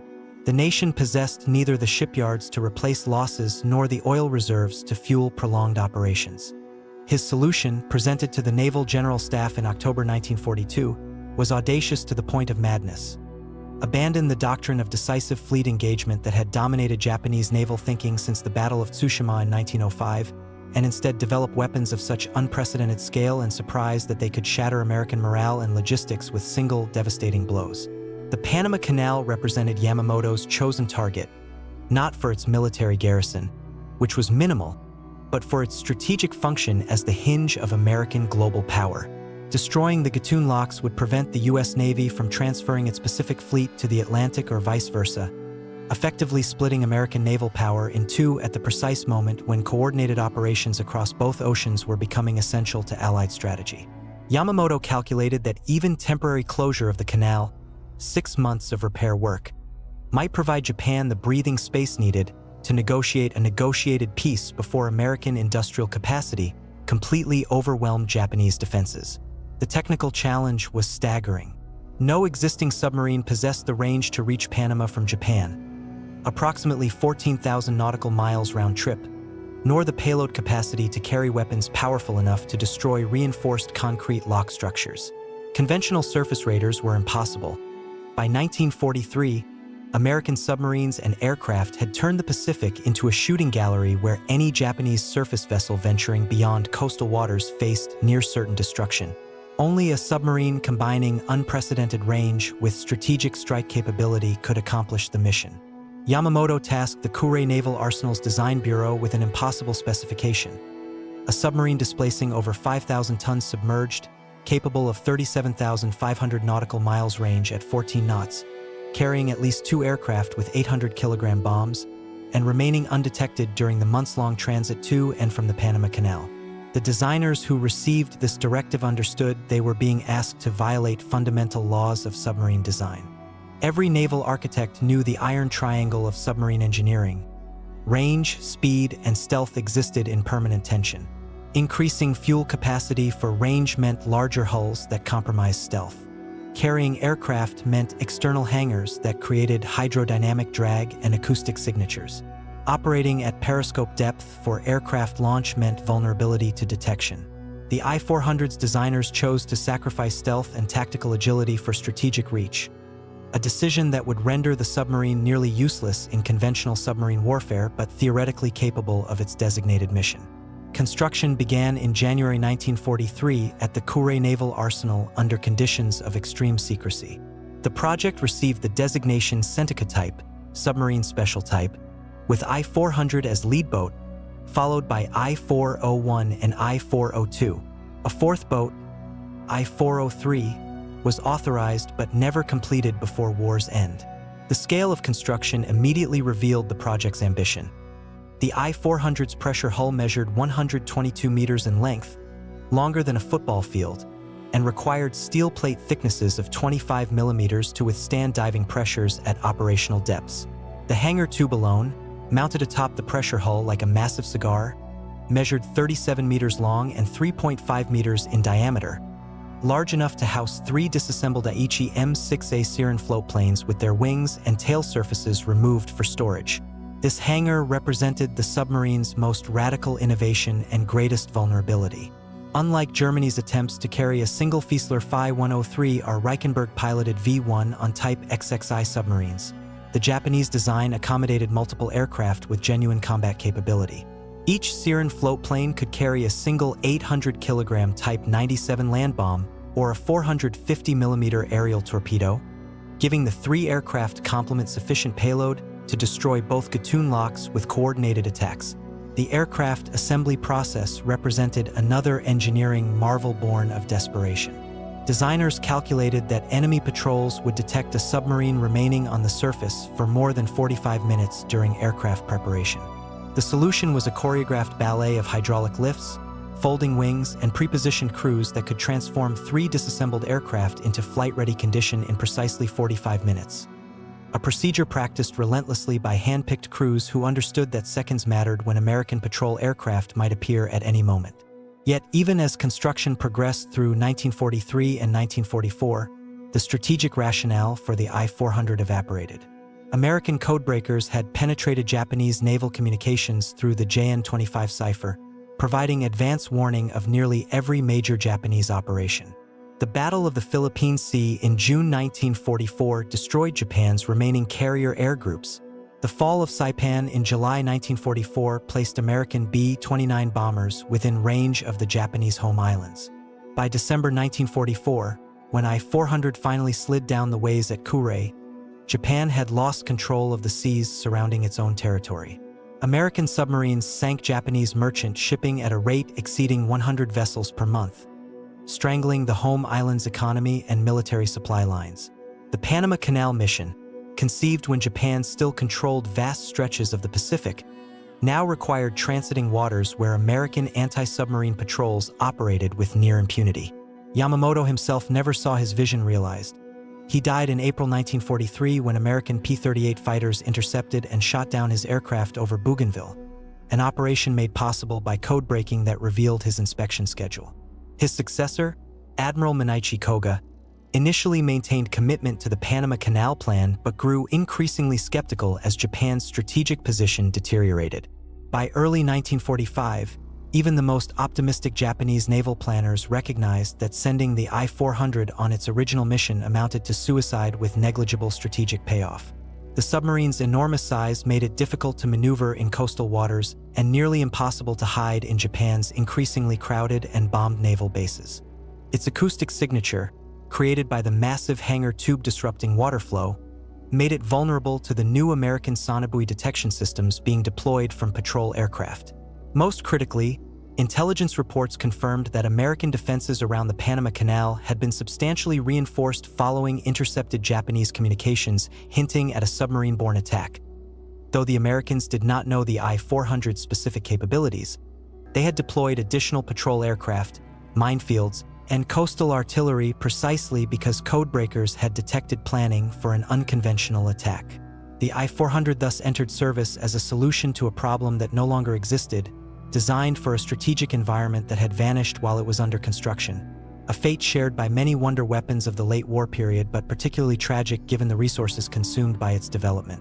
When I-400 finally conducted sea trials in June 1945, her captain, Commander Tatsuno Sagariazumi, filed a sobering report. The submarine handled sluggishly, required 55 seconds to dive from surface to periscope depth, compared to 30 seconds for conventional fleet submarines, and generated acoustic signatures detectable at twice the range of smaller submarines. Yet Ariazumi also noted the vessel's extraordinary range and seaworthiness. She could ride out Pacific storms that would have forced smaller submarines to dive, and her fuel capacity truly did permit circumnavigation of the globe without refueling. These qualities might have made her valuable for intelligence gathering or special operations in other circumstances, but in June 1945 Japan possessed neither the air cover to protect her during transit nor the strategic targets worthy of her unique capabilities. The submarine that had consumed 18 months of construction effort, thousands of tons of scarce steel, and the labor of hundreds of workers, many of them Korean and Chinese forced laborers working under brutal conditions, now sat in Kure Harbor as American B-29s began firebombing Japanese cities nightly. Her mission planners scrambled for alternatives. Perhaps attack Ulithi Atoll where American carriers anchored. Perhaps conduct reconnaissance of the American invasion fleet assembling for the planned invasion of Kyushu. Perhaps even attempt a suicide mission against the U.S. fleet with Kaiten human torpedoes carried on deck. Each proposal revealed the same fundamental truth. The I-400 had been engineered for a specific strategic purpose that history had rendered obsolete before she ever sailed on operations. This temporal dislocation between conception and operational reality would define the I-400's entire service life. A weapon system arriving too late to matter, its engineering brilliance wasted not through technical failure but through the remorseless evolution of strategic circumstances that no amount of ingenuity could reverse. The submarine that could carry aircraft across oceans now faced the ultimate irony. She possessed the range to reach any target on Earth, but Japan no longer possessed the strategic freedom to choose which targets mattered. The engineering achievement represented by the I-400's aircraft launch system defied conventional understanding of submarine capabilities. A cascade of innovations solving problems that most naval architects considered insoluble until Japanese designers proved otherwise through sheer persistence and willingness to accept massive trade-offs in other performance areas. The fundamental challenge was deceptively simple yet profoundly complex. how to store multiple aircraft inside a submarine's pressure hull without compromising structural integrity, then assemble and launch them rapidly enough to avoid detection while submerged in hostile waters. Conventional wisdom held that submarines and aircraft were fundamentally incompatible technologies. The former required hydrodynamic smoothness and minimal external protrusions. The latter demanded large wingspans and external mounting points. German attempts to carry aircraft on submarines had been limited to single reconnaissance floatplanes mounted externally on deck, requiring hours of assembly and leaving the submarine vulnerable throughout the process. The I-400's designers rejected this incremental approach in favor of radical reimagining of the submarine form itself. Their solution emerged not from a single breakthrough but from interlocking systems working in concert.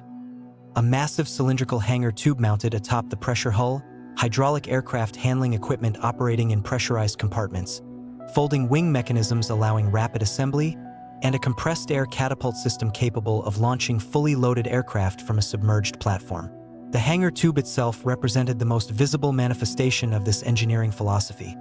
A 37-meter long, 3.5-meter diameter cylinder constructed from 20-millimeter steel plate, mounted longitudinally along the submarine's centerline with its forward end terminating just aft of the conning tower. This placement created significant hydrodynamic drag and acoustic noise, but designers accepted these penalties as necessary costs for achieving strategic range and payload capacity. The tube's internal volume, 356 cubic meters, accommodated 3 Aichi M6A Siren float planes stored in disassembled condition with wings, tail surfaces, and floats removed and stowed in dedicated compartments along the hangar walls. Each aircraft occupied precisely 118 cubic meters when disassembled, with components positioned to allow sequential removal without disturbing adjacent aircraft. A spatial puzzle requiring hundreds of scale model iterations before achieving workable configuration. Access to the hangar occurred through a single massive pressure door at the forward end, measuring 2.8 meters in diameter and weighing 4.7 tons. This door represented another engineering compromise. Its size created a structural weak point in the pressure hull, requiring extensive reinforcement with internal frames and external stiffeners, adding 18 tons to the submarine's displacement. Yet designers judged this penalty acceptable given the hangar's strategic value. The aircraft themselves underwent extensive modification to accommodate submarine storage constraints. The standard Aichi M6A airframe was redesigned with quick-release wing attachments allowing removal and reinstallation in under 7 minutes per wing, a process requiring only 4 bolts per wing rather than the conventional 12. Tail surfaces received similar treatment with folding mechanisms reducing overall length from 11.6 meters to 7.8 meters when stowed. Floats were designed to attach in under 3 minutes using a system of locking pins and hydraulic clamps operated by 2 crewmen working in concert. Most critically, the aircraft's engine, a 1,560 horsepower Atsuta 31 liquid-cooled V12 derived from the German Daimler-Benz DB601, received modifications to permit reliable cold starts after extended storage in the humid hangar environment. Standard aircraft engines of the era required extensive pre-flight warm-up to prevent carburetor icing and oil congealing. The Siren's engine incorporated an electric preheater drawing power from the submarine's batteries, allowing pilots to achieve full power within 90 seconds of engine start, a capability essential for rapid launch sequences where every second increased vulnerability to detection. The assembly process represented choreographed precision demanding flawless execution under extreme time pressure. Upon reaching the launch position, typically 60 nautical miles from the target to minimize transit time on the surface, the submarine would surface and open the hangar door. For crewmen stationed inside the hangar would immediately begin removing the first aircraft's components from their storage racks, while 2 additional crewmen positioned on deck prepared the catapult track. The sequence unfolded with metronomic precision. Minute 1, remove port wing and attach to fuselage. Minute 2, remove starboard wing and attach. Minute 3, install tail surfaces and floats. Minute 4, roll aircraft onto catapult cradle and connect launch bridle. Minute 5, pilot climbs into cockpit, runs engine checks, signals readiness. At the 5-minute mark, the catapult operator would fire the compressed air system, accelerating the 3,360-kilogram aircraft from 0 to 120 kilometers per hour in 2.1 seconds. sufficient velocity for the siren's wings to generate lift immediately upon clearing the submarine's deck. The entire process, from hangar door opening to aircraft airborne, consumed precisely 45 minutes for all 3 aircraft, a timeline validated through 127 practice launches conducted in the inland sea during 1944 and early 1945. These drills revealed unexpected challenges requiring further engineering adaptations. Saltwater spray during surface operations corroded wing attachment points with alarming rapidity, necessitating replacement of standard steel fasteners with Monel metal alloys resistant to marine corrosion, a modification that added cost and complexity but proved essential for maintaining structural integrity during Pacific transits. More critically, the assembly process generated significant noise detectable by hydrophones at ranges exceeding 5,000 meters, noise that could not be eliminated but could be masked through careful operational planning. Mission planners developed tactics requiring launch positions at least 30 nautical miles from known American patrol routes, with surface time restricted to periods of poor visibility, dawn, dusk, or inclement weather, when visual detection ranges were minimized. These constraints further reduced the I-400's already narrow operational window, but designers judged them acceptable given the strategic payoff of a successful Panama Canal strike. The submarine's propulsion system represented another cascade of engineering compromises necessary to achieve unprecedented range. For 1,900 horsepower diesel engines provided surface propulsion, driving 2 propeller shafts through reduction gears that allowed efficient operation across a wide speed range. Cruising speed of 14 knots consumed fuel at 180 liters per hour, efficient enough to achieve the design range of 37,500 nautical miles, but maximum speed of 18.7 knots increased consumption to 420 liters per hour, reducing effective range to approximately 15,000 nautical miles.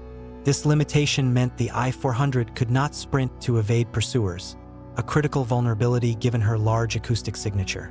Underwater propulsion relied on 2 1,250 horsepower electric motors drawing power from 1,848 battery cells arranged in 24 banks, a configuration providing 48 hours of submerged endurance at 2 knots or 8 hours at maximum submerged speed of 6.5 knots. These performance figures placed the I-400 at severe disadvantage against American fleet submarines like the Gato class, which could sustain 9 knots submerged for 12 hours, sufficient to evade depth charge attacks through maneuverability the Japanese boat could not match. The I-400's designers accepted these underwater performance penalties as necessary trade-offs for achieving strategic range, a decision reflecting their fundamental conception of the submarine as a strategic delivery platform rather than a tactical combatant. Defensive armament further revealed this philosophical divide. The I-400 mounted 8 533mm torpedo tubes in the bow, standard armament for Japanese fleet submarines, but carried only 20 torpedoes rather than the typical 28, sacrificing offensive capacity to accommodate additional fuel tanks. Deck armament consisted of a single 140mm deck gun forward of the hangar and 3 triple-mount 25mm anti-aircraft guns, a configuration woefully inadequate against the radar-equipped patrol aircraft that dominated Pacific skies by 1945. The submarine's massive size created an enormous radar cross-section detectable by American SG surface search radar at ranges exceeding 25,000 meters, more than double the detection range for conventional submarines. This vulnerability rendered the I-400 nearly incapable of operating in contested waters without air cover, a resource Japan no longer possessed by mid-1945. Yet these limitations mattered little to the submarine's designers. They had engineered a vessel for a specific mission profile requiring transit through relatively uncontested waters followed by brief surface exposure for aircraft launch. Whether this profile remained viable in the Pacific of 1945 represented a strategic question beyond their technical purview. The human dimension of the I-400's engineering achievement revealed darker complexities often erased from technical histories. Construction at Kure Naval Arsenal relied extensively on forced labor. Korean civilians conscripted under Japan's national mobilization law, and Chinese prisoners of war captured during the ongoing war in China. Historical records from the Kure shipyard indicate that between 1,200 and 1,800 forced laborers worked on I-400 construction between January 1943 and December 1944, performing tasks ranging from steel plate riveting to electrical wiring installation under conditions of extreme brutality. Survivor testimonies collected after the war describe 14-hour work shifts with minimal food rations, beatings for minor infractions, and summary executions for attempted escape. Mortality rates among forced laborers at Kure averaged 8% annually, significantly higher than civilian Japanese workers at the same facility. These human costs formed an inseparable component of the I-400's engineering achievement, a reality that contemporary historians increasingly emphasize when examining Japanese wartime technology. The submarine that represented engineering brilliance also represented human suffering on an industrial scale, its polished steel hull concealing not merely technical compromises but moral failures that no amount of ingenuity could redeem. Chief designer Commander Hisashi Katsuragawa reportedly visited the construction site weekly but maintained strict separation between technical oversight and labor management, a compartmentalization that allowed him to focus on engineering challenges while ignoring the human suffering enabling his work. Post-war interrogations revealed Katsuragawa's awareness of forced labor conditions, yet his belief that wartime necessity justified extraordinary measures, a rationalization echoing across regimes responsible for atrocities throughout history. This moral compartmentalization represented perhaps the I-400's most profound engineering failure, not of steel or machinery but of human conscience, the inability of brilliant minds to recognize that technical achievement divorced from ethical constraint serves not progress but destruction. The completed I-400 thus emerged from Kure Harbor in December 1944 as both marvel and monstrosity, a vessel embodying humanity's capacity for extraordinary ingenuity alongside its capacity for extraordinary cruelty, a weapon system whose technical specifications told only half its story, while the other half remained buried in unmarked graves of forced laborers who built it. This duality would haunt the submarine's brief operational history and shape its post-war legacy as historians grappled with how to assess technological achievement created through human suffering. A question with urgent relevance to contemporary debates about artificial intelligence developed through exploitative labor practices or autonomous weapons designed without ethical constraints. The I-400's steel hull thus carried invisible cargo beyond aircraft and torpedoes, the memories of those who built it under duress, the moral compromises of those who designed it without protest, and the enduring question of whether engineering brilliance can ever justify human suffering. A question the submarine's silent wreck now poses to every generation that studies its history. The Panama Canal mission that defined the I-400's purpose emerged from strategic desperation rather than operational opportunity. A plan conceived when Japan still controlled vast Pacific territories but executed when those territories had vanished and American forces stood poised to invade the Japanese home islands themselves. Admiral Yamamoto's original 1942 concept envisioned a surgical strike against the Gatun locks during a period of relative Japanese naval strength, when American attention remained focused on the Solomon Islands campaign and defenses around the canal were comparatively light. Intelligence reports from Japanese agents in Panama indicated that the locks' reinforced concrete structures, 30 meters wide, 10 meters deep, with walls 4.5 meters thick, could be destroyed by precision bombing with 800-kilogram bombs delivered within 15 meters of the lock chamber walls. 3 Siren aircraft, each carrying a single bomb, could theoretically achieve this precision through coordinated attack. The first aircraft would strike the upstream gate to flood the lock chamber, the second would hit the downstream gate to drain it, and the third would deliver a coup de grace to the central chamber itself. Yamamoto calculated that even partial destruction would require 6 to 8 months of repair work, time Japan desperately needed to rebuild its carrier air groups, develop new weapon systems, and negotiate from a position of relative strength rather than imminent collapse. The plan received formal approval from the Naval General Staff in March 1943 with an operational target date of November 1944, sufficient time for I-400 construction, crew training, and transit to the Panama area. Mission planning proceeded through 1943 and early 1944 with meticulous attention to detail. Route selection involved extensive analysis of American patrol patterns, weather conditions, and ocean currents. Planners identified a northern transit route passing east of the Kuril Islands, then south along the Aleutian chain before turning southeast across the North Pacific. A route chosen specifically to avoid the heavily patrolled Central Pacific where American submarine wolf packs operated with devastating effectiveness. This northern route added approximately 4,000 nautical miles to the transit distance but reduced detection probability by an estimated 60% according to intelligence assessments. Weather analysis revealed that November represented optimal conditions for the mission. Winter storms in the North Pacific would provide concealment from patrol aircraft while calmer conditions near Panama would facilitate aircraft launch and bomb delivery.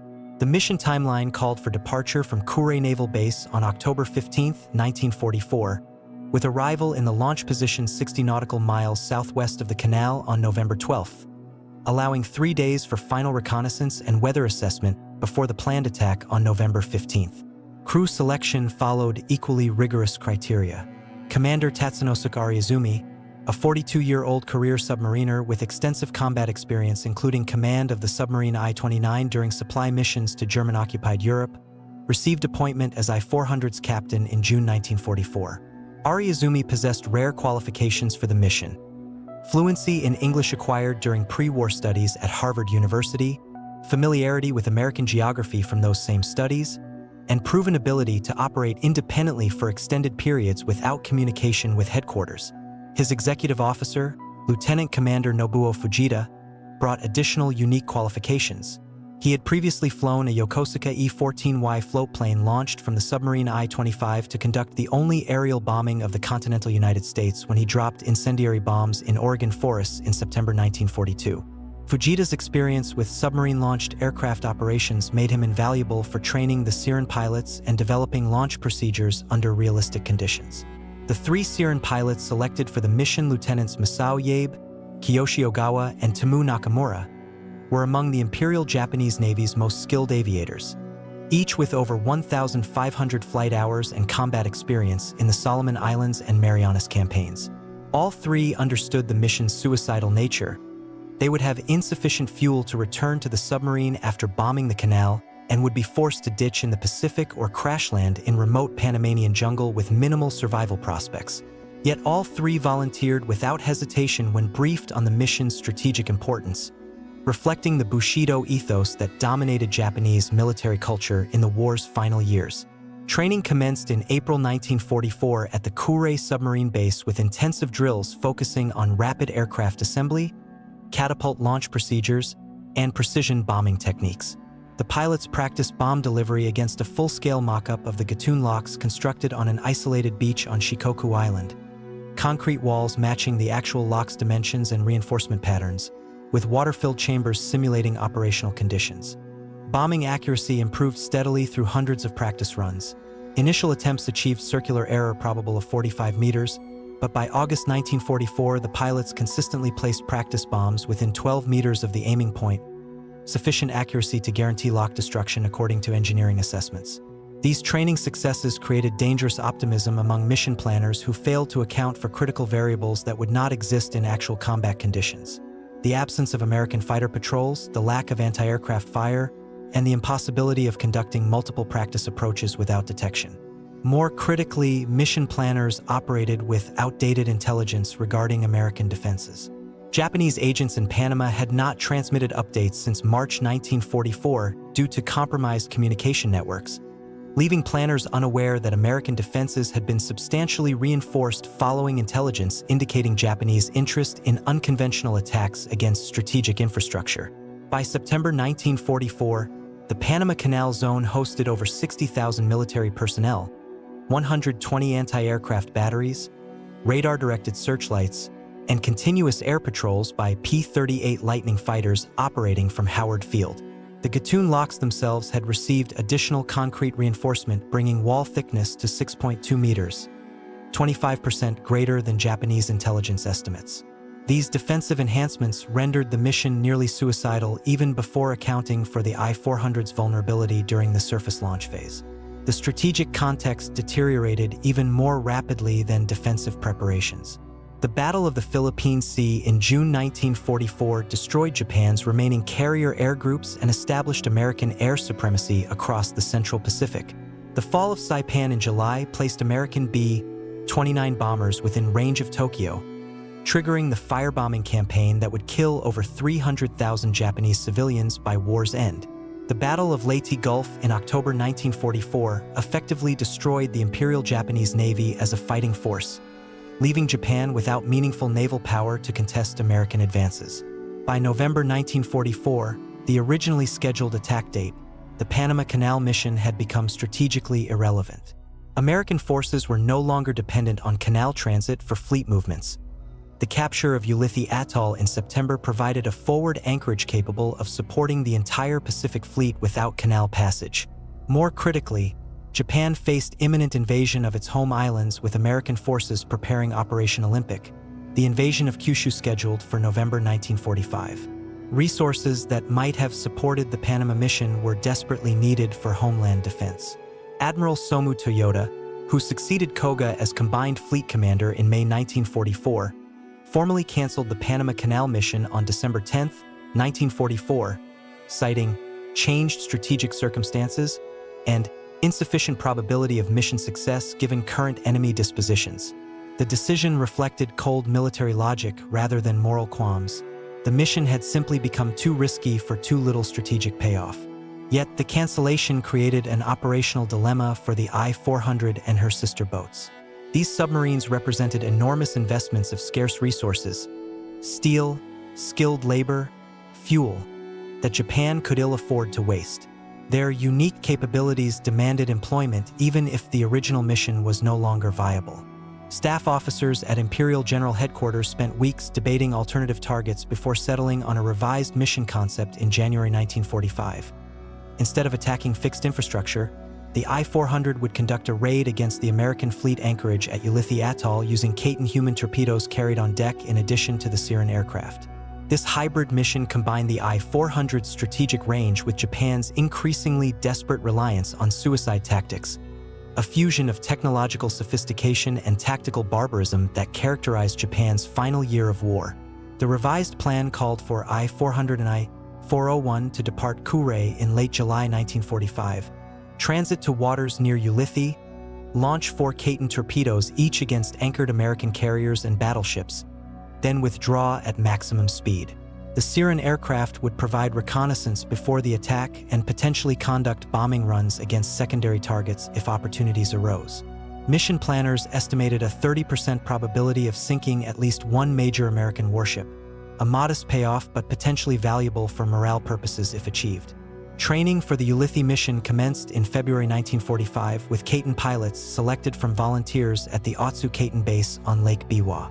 These young men, average age 21, many still students when conscripted, underwent intensive training in submerged torpedo operation, navigation to targets using only gyro compasses, and psychological preparation for certain death. Their instructors emphasized that successful Kaiten attacks could alter the strategic balance and potentially force American reconsideration of invasion plans, a narrative these young men embraced with tragic sincerity. By June 1945, both I-400 and I-401 had completed modifications to carry Kaiten torpedoes on deck, hydraulic handling systems, reinforced deck fittings, and protective housings to shield the torpedoes from seawater during the long transit. The submarines conducted joint exercises in the inland sea practicing coordinated Kaiten launches and evasive maneuvers, achieving launch sequences of under 8 minutes for all 4 torpedoes, a timeline planners judged sufficient to launch before American counterattacks could develop. Yet even as training progressed, the strategic situation continued deteriorating. American B-29 firebombing raids intensified, destroying Japanese cities with terrifying efficiency. The fall of Okinawa in June 1945 placed American forces within easy striking distance of Kyushu. Most critically, intelligence reports indicated massive American fleet concentrations at Ulithi, over 700 ships including 15 aircraft carriers and 8 battleships, making the anchorage an irresistible target despite its formidable defenses. Mission planners completed final operational orders on July 20, 1945, with departure scheduled for July 25. The orders specified precise attack procedures. Approach Ulithi from the east under cover of darkness on August 16. Surface at 0300 hours. Launch Kaiten torpedoes in 2 waves of 4 each at 0315 and 0325. Withdraw westward at maximum speed. Rendezvous point established 200 nautical miles west of Ulithi for potential resupply from a support submarine. The Siren aircraft would launch at 0230 hours to conduct pre-attack reconnaissance and report American fleet dispositions via radio. Though planners recognized the extreme risk of radio transmission potentially revealing the submarine's position, Captain Ariazumi received the orders with characteristic stoicism but privately expressed doubts about the mission's viability to his executive officer. In a diary entry dated July 22, 3 days before scheduled departure. Ariazumi wrote, "We have trained diligently and our boat is ready. Yet I cannot escape the feeling that we sail not to strike a decisive blow but to die with honor. The Americans know we are coming. They always know. Our codes are broken, our agents captured, our movements observed from the air. Yet we proceed because to refuse would be dishonor. I pray only that our sacrifice serves some purpose beyond satisfying the demands of Bushido." This private doubt reflected a growing awareness among senior Japanese officers that the war was lost.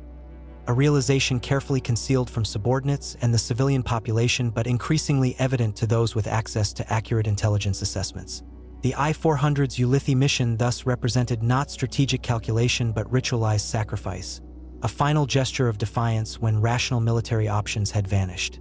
This transformation of the submarine from strategic weapon to instrument of ritual suicide would be completed not by military planners but by the emperor himself, whose intervention 3 weeks before the scheduled departure would cancel the mission entirely and order the submarine's surrender.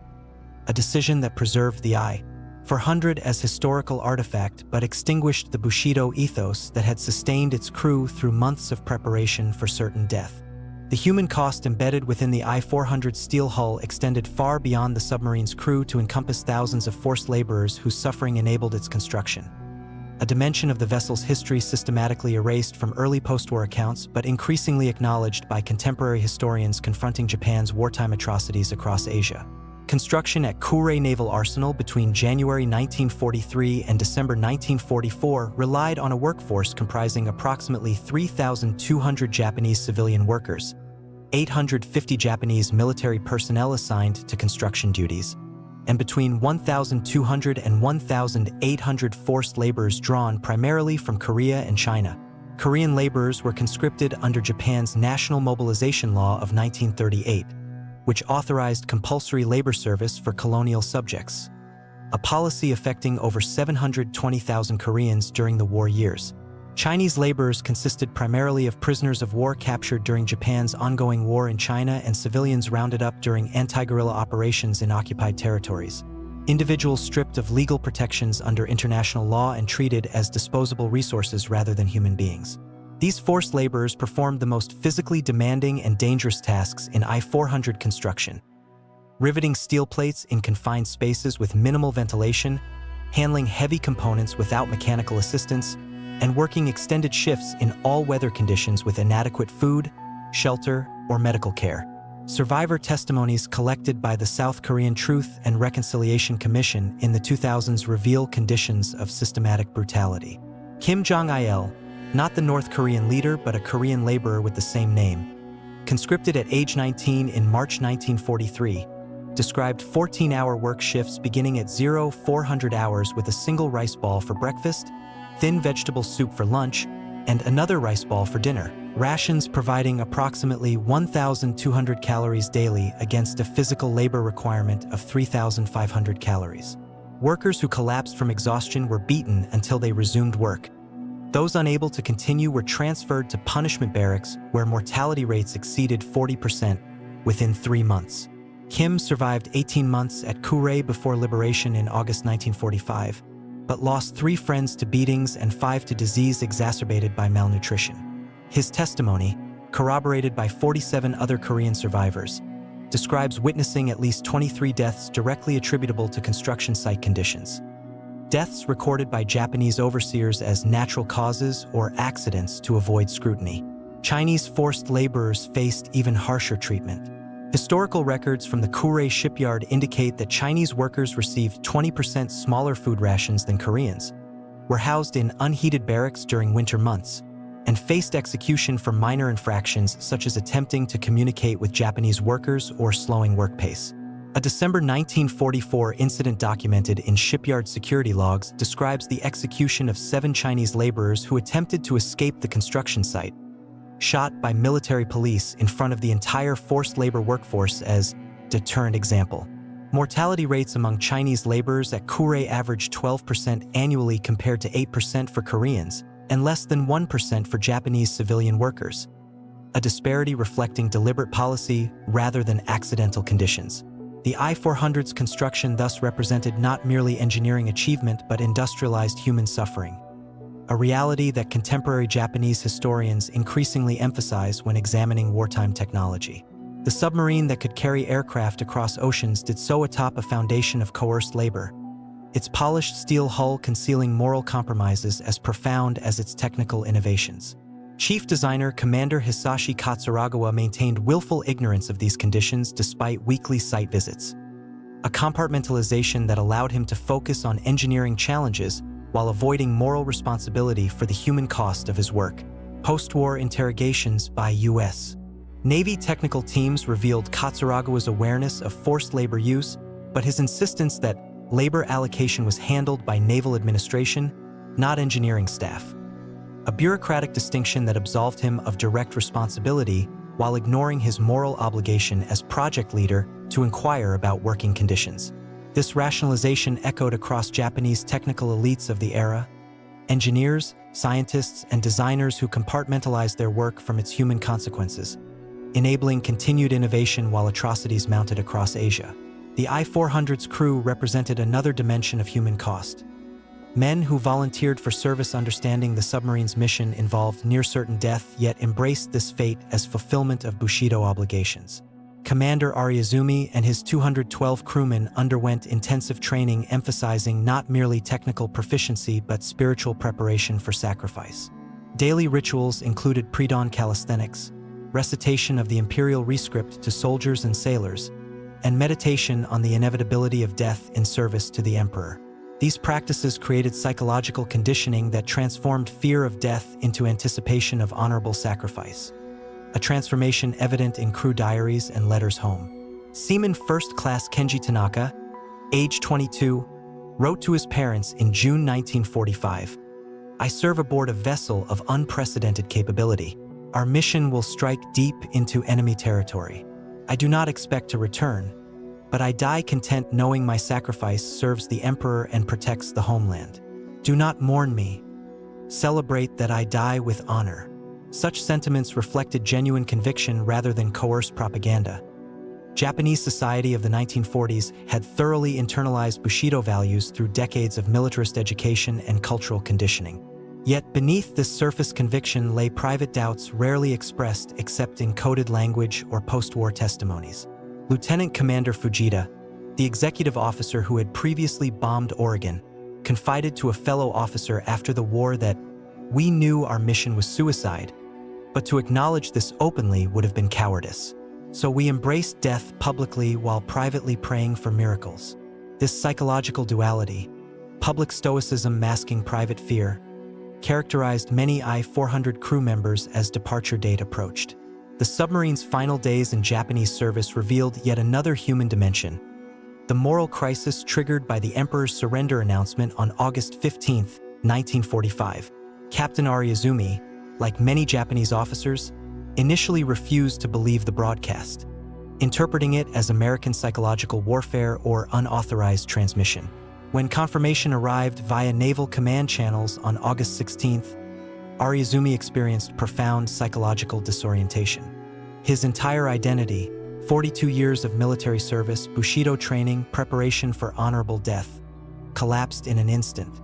The mission he had prepared for months, the sacrifice he had embraced as inevitable, now became meaningless. Historical accounts describe Ariazumi spending August 16th in his cabin refusing food or communication with subordinates, a state of psychological shock shared by many Japanese officers facing sudden transition from certain death to unexpected survival. The crisis deepened when Naval Command issued orders on August 18th directing all submarines to surface, display black surrender flags, and proceed to designated assembly points for surrender to American forces. For Ariazumi and his crew, these orders represented ultimate dishonor. Surrender violated Bushido code more profoundly than death in battle. Several junior officers proposed scuttling the submarine rather than surrendering. Others suggested sailing to neutral ports in South America or continuing the war independently. Ariazumi rejected these proposals after consultation with senior officers, recognizing that disobedience would bring retribution upon their families and accomplish nothing strategically. Yet his personal resolution remained unresolved. On August 26th, as I-400 approached the surrender point near Tokyo Bay, Ariazumi gathered his officers for final meeting. According to testimony from Lieutenant Commander Fujita, Ariazumi stated, "I cannot surrender. My life has been preparation for death in service to the Emperor.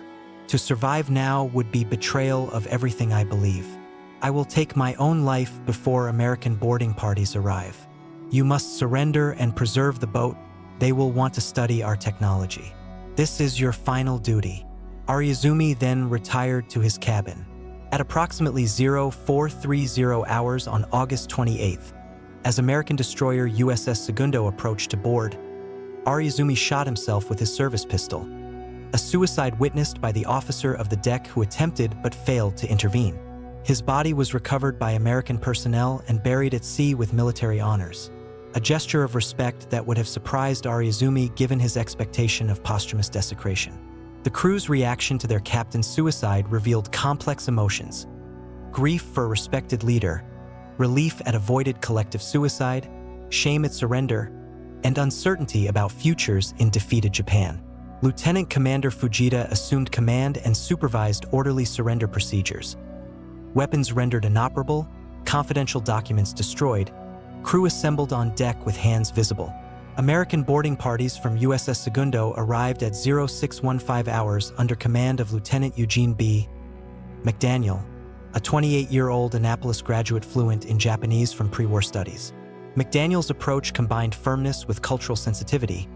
He allowed the crew to maintain military bearing during surrender, permitted burial at sea for Ariazumi with full honors, and provided extra rations to crew members visibly suffering from malnutrition.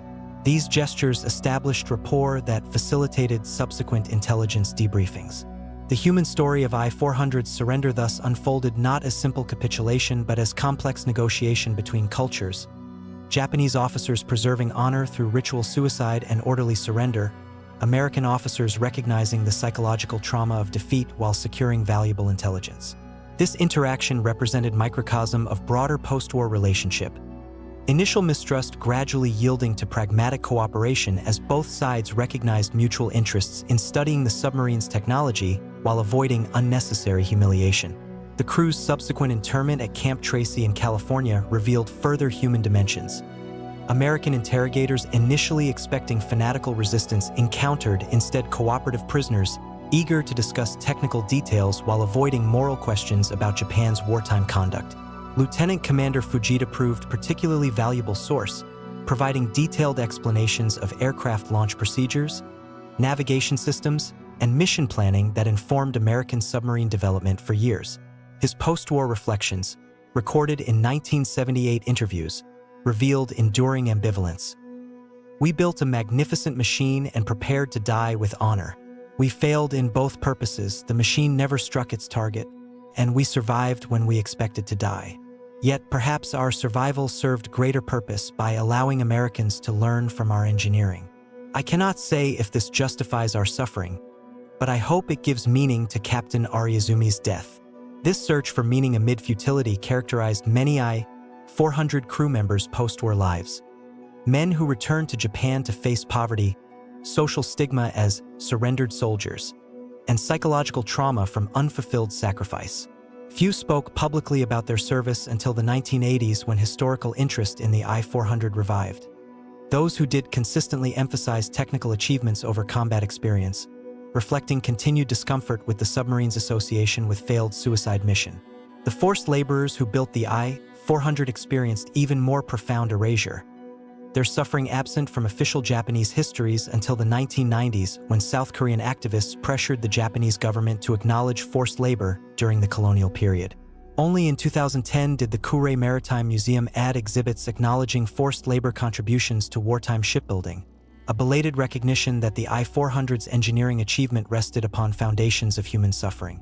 Contemporary historians increasingly emphasize this duality when examining the submarine, not to diminish its technical significance, but to contextualize it within broader moral framework that acknowledges both human ingenuity and human cruelty.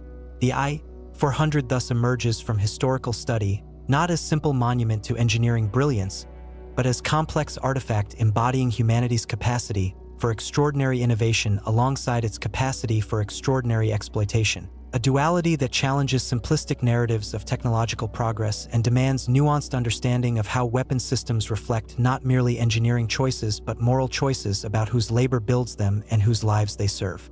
This understanding transforms the I-400 from historical curiosity into ethical mirror, reflecting contemporary dilemmas about technology developed through exploitative labor practices or autonomous weapons designed without consideration of human consequences. A mirror whose reflection grows more urgent as artificial intelligence and robotics advance without parallel development of ethical frameworks governing their creation and use. The Emperor's personal intervention that canceled the I-400's final mission on August 13, 1945, 72 hours before scheduled departure, represented not merely strategic calculation but profound rupture in Japan's decision-making hierarchy, a moment when Hirohito's unprecedented assertion of personal authority overrode military tradition and Bushido ethos to prevent further bloodshed. For most of the Pacific War, the Emperor had maintained carefully cultivated distance from operational military decisions, a constitutional fiction preserving imperial dignity while allowing military leaders to bear responsibility for successes and failures. Hirohito received daily briefings from military staff and occasionally expressed preferences regarding broad strategy, but he refrained from direct intervention in tactical matters or operational planning, a restraint reflecting both constitutional convention and personal temperament. This pattern changed dramatically during the war's final months as Japan's strategic position deteriorated beyond recovery.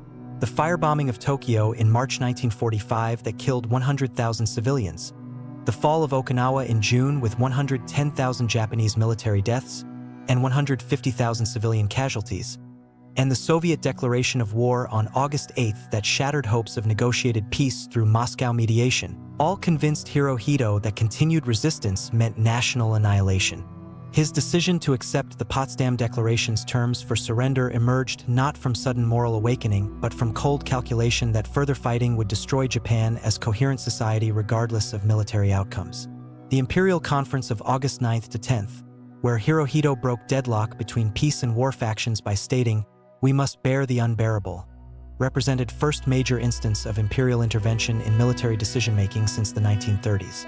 Yet even this intervention left operational details to military commanders. Hirohito specified surrender as policy but did not dictate implementation procedures.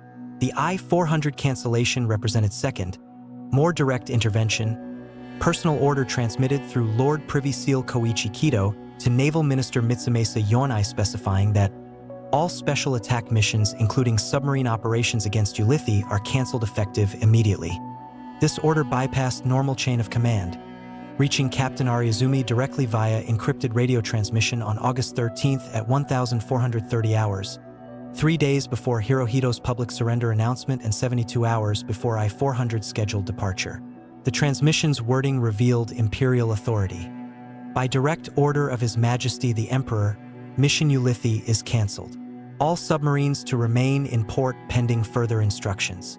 This order supersedes all previous operational directives.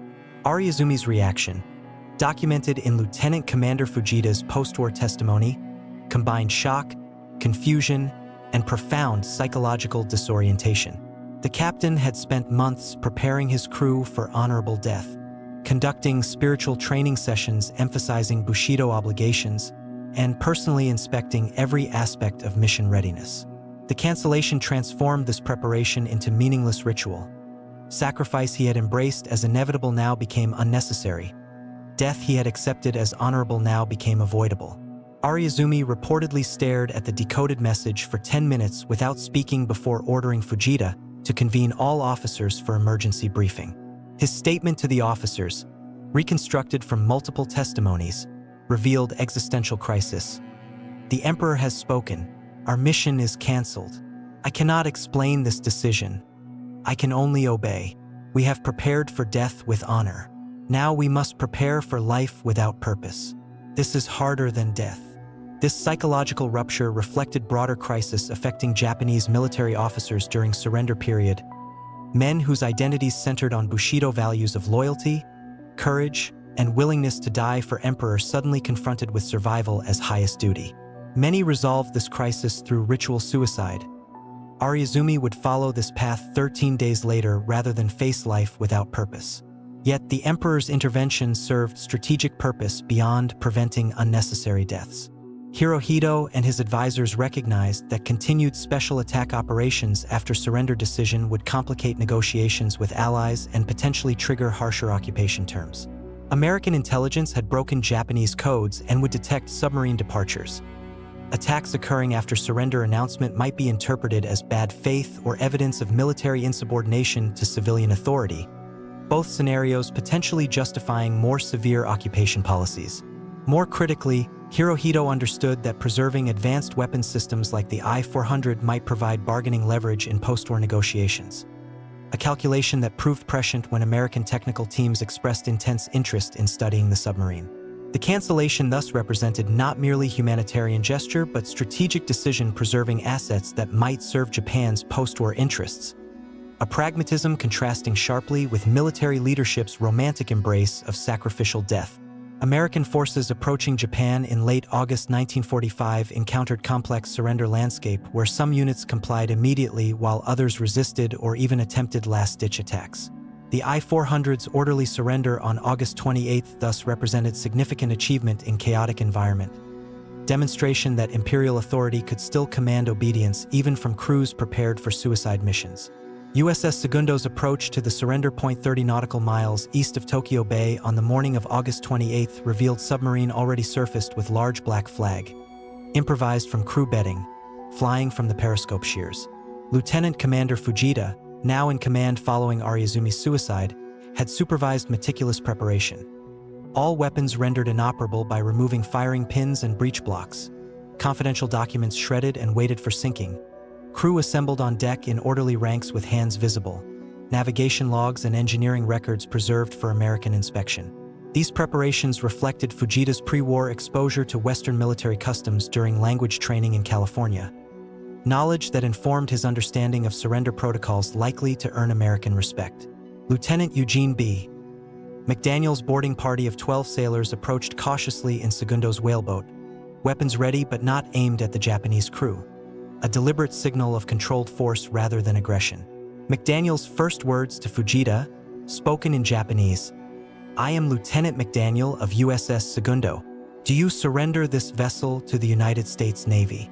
Fujita's response, translated from his post-war account, "I am Lieutenant Commander Fujita of the Imperial Japanese Navy submarine I-400.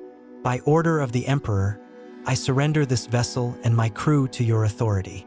We have destroyed confidential documents but preserved technical records for your study." This exchange established tone for subsequent interaction. Formal but respectful, acknowledging defeat without humiliation. McDaniel immediately recognized the submarine's extraordinary size, nearly twice displacement of American fleet submarines, and ordered photographic documentation before allowing full boarding. His report to Commander Submarine Force Pacific, filed September 2, 1945, described I-400 as technologically remarkable vessel representing significant advance in submarine design and recommended immediate technical evaluation by qualified engineering teams before any decision regarding disposition. This recommendation initiated process that would preserve I-400 for detailed study rather than immediate scrapping, a decision with profound consequences for post-war submarine development. The surrender's immediate aftermath revealed human dimensions beyond formal protocols. McDaniel provided emergency rations to crew members showing signs of malnutrition, standard practice for surrendered forces but particularly necessary given Japan's food shortages in August 1945. He permitted burial at sea for Captain Ariazumi with full military honors, a gesture exceeding requirements of military convention but reflecting McDaniel's recognition of Bushido values governing Japanese officers' conduct.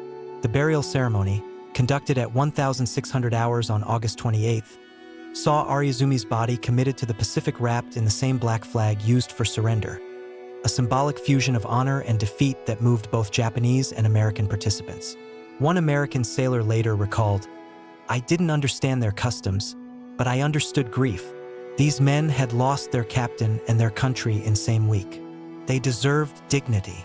This cross-cultural recognition of shared humanity amid defeat represented microcosm of broader post-war relationship, initial mistrust gradually yielding to pragmatic cooperation as both sides recognized mutual interests in studying advanced technology while avoiding unnecessary humiliation.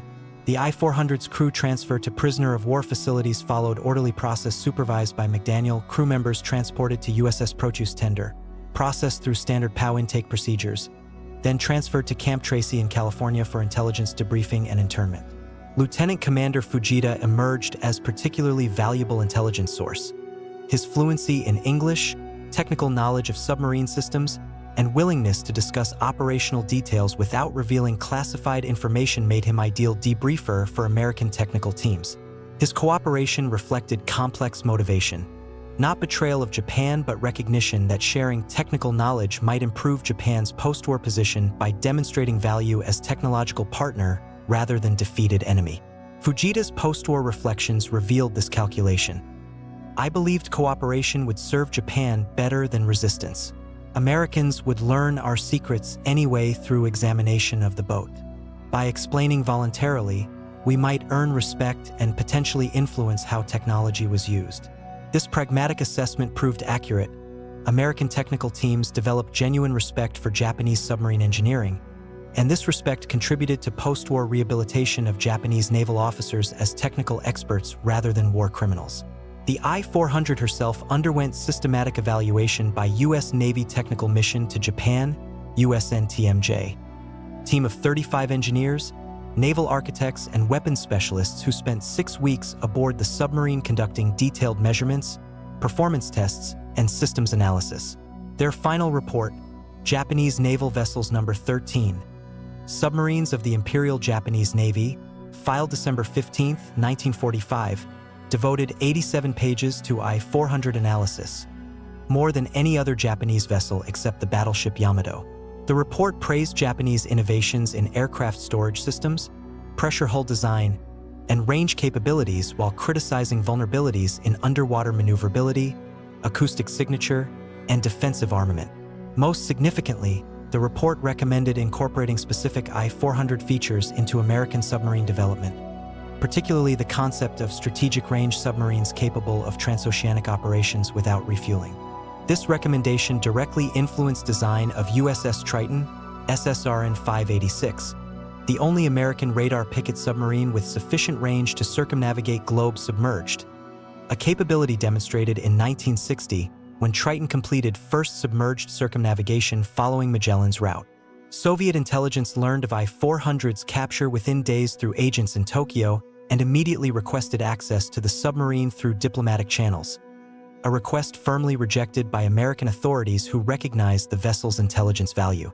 Soviet pressure intensified through September and October 1945 as Stalin personally directed efforts to obtain I-400 technology through any means necessary.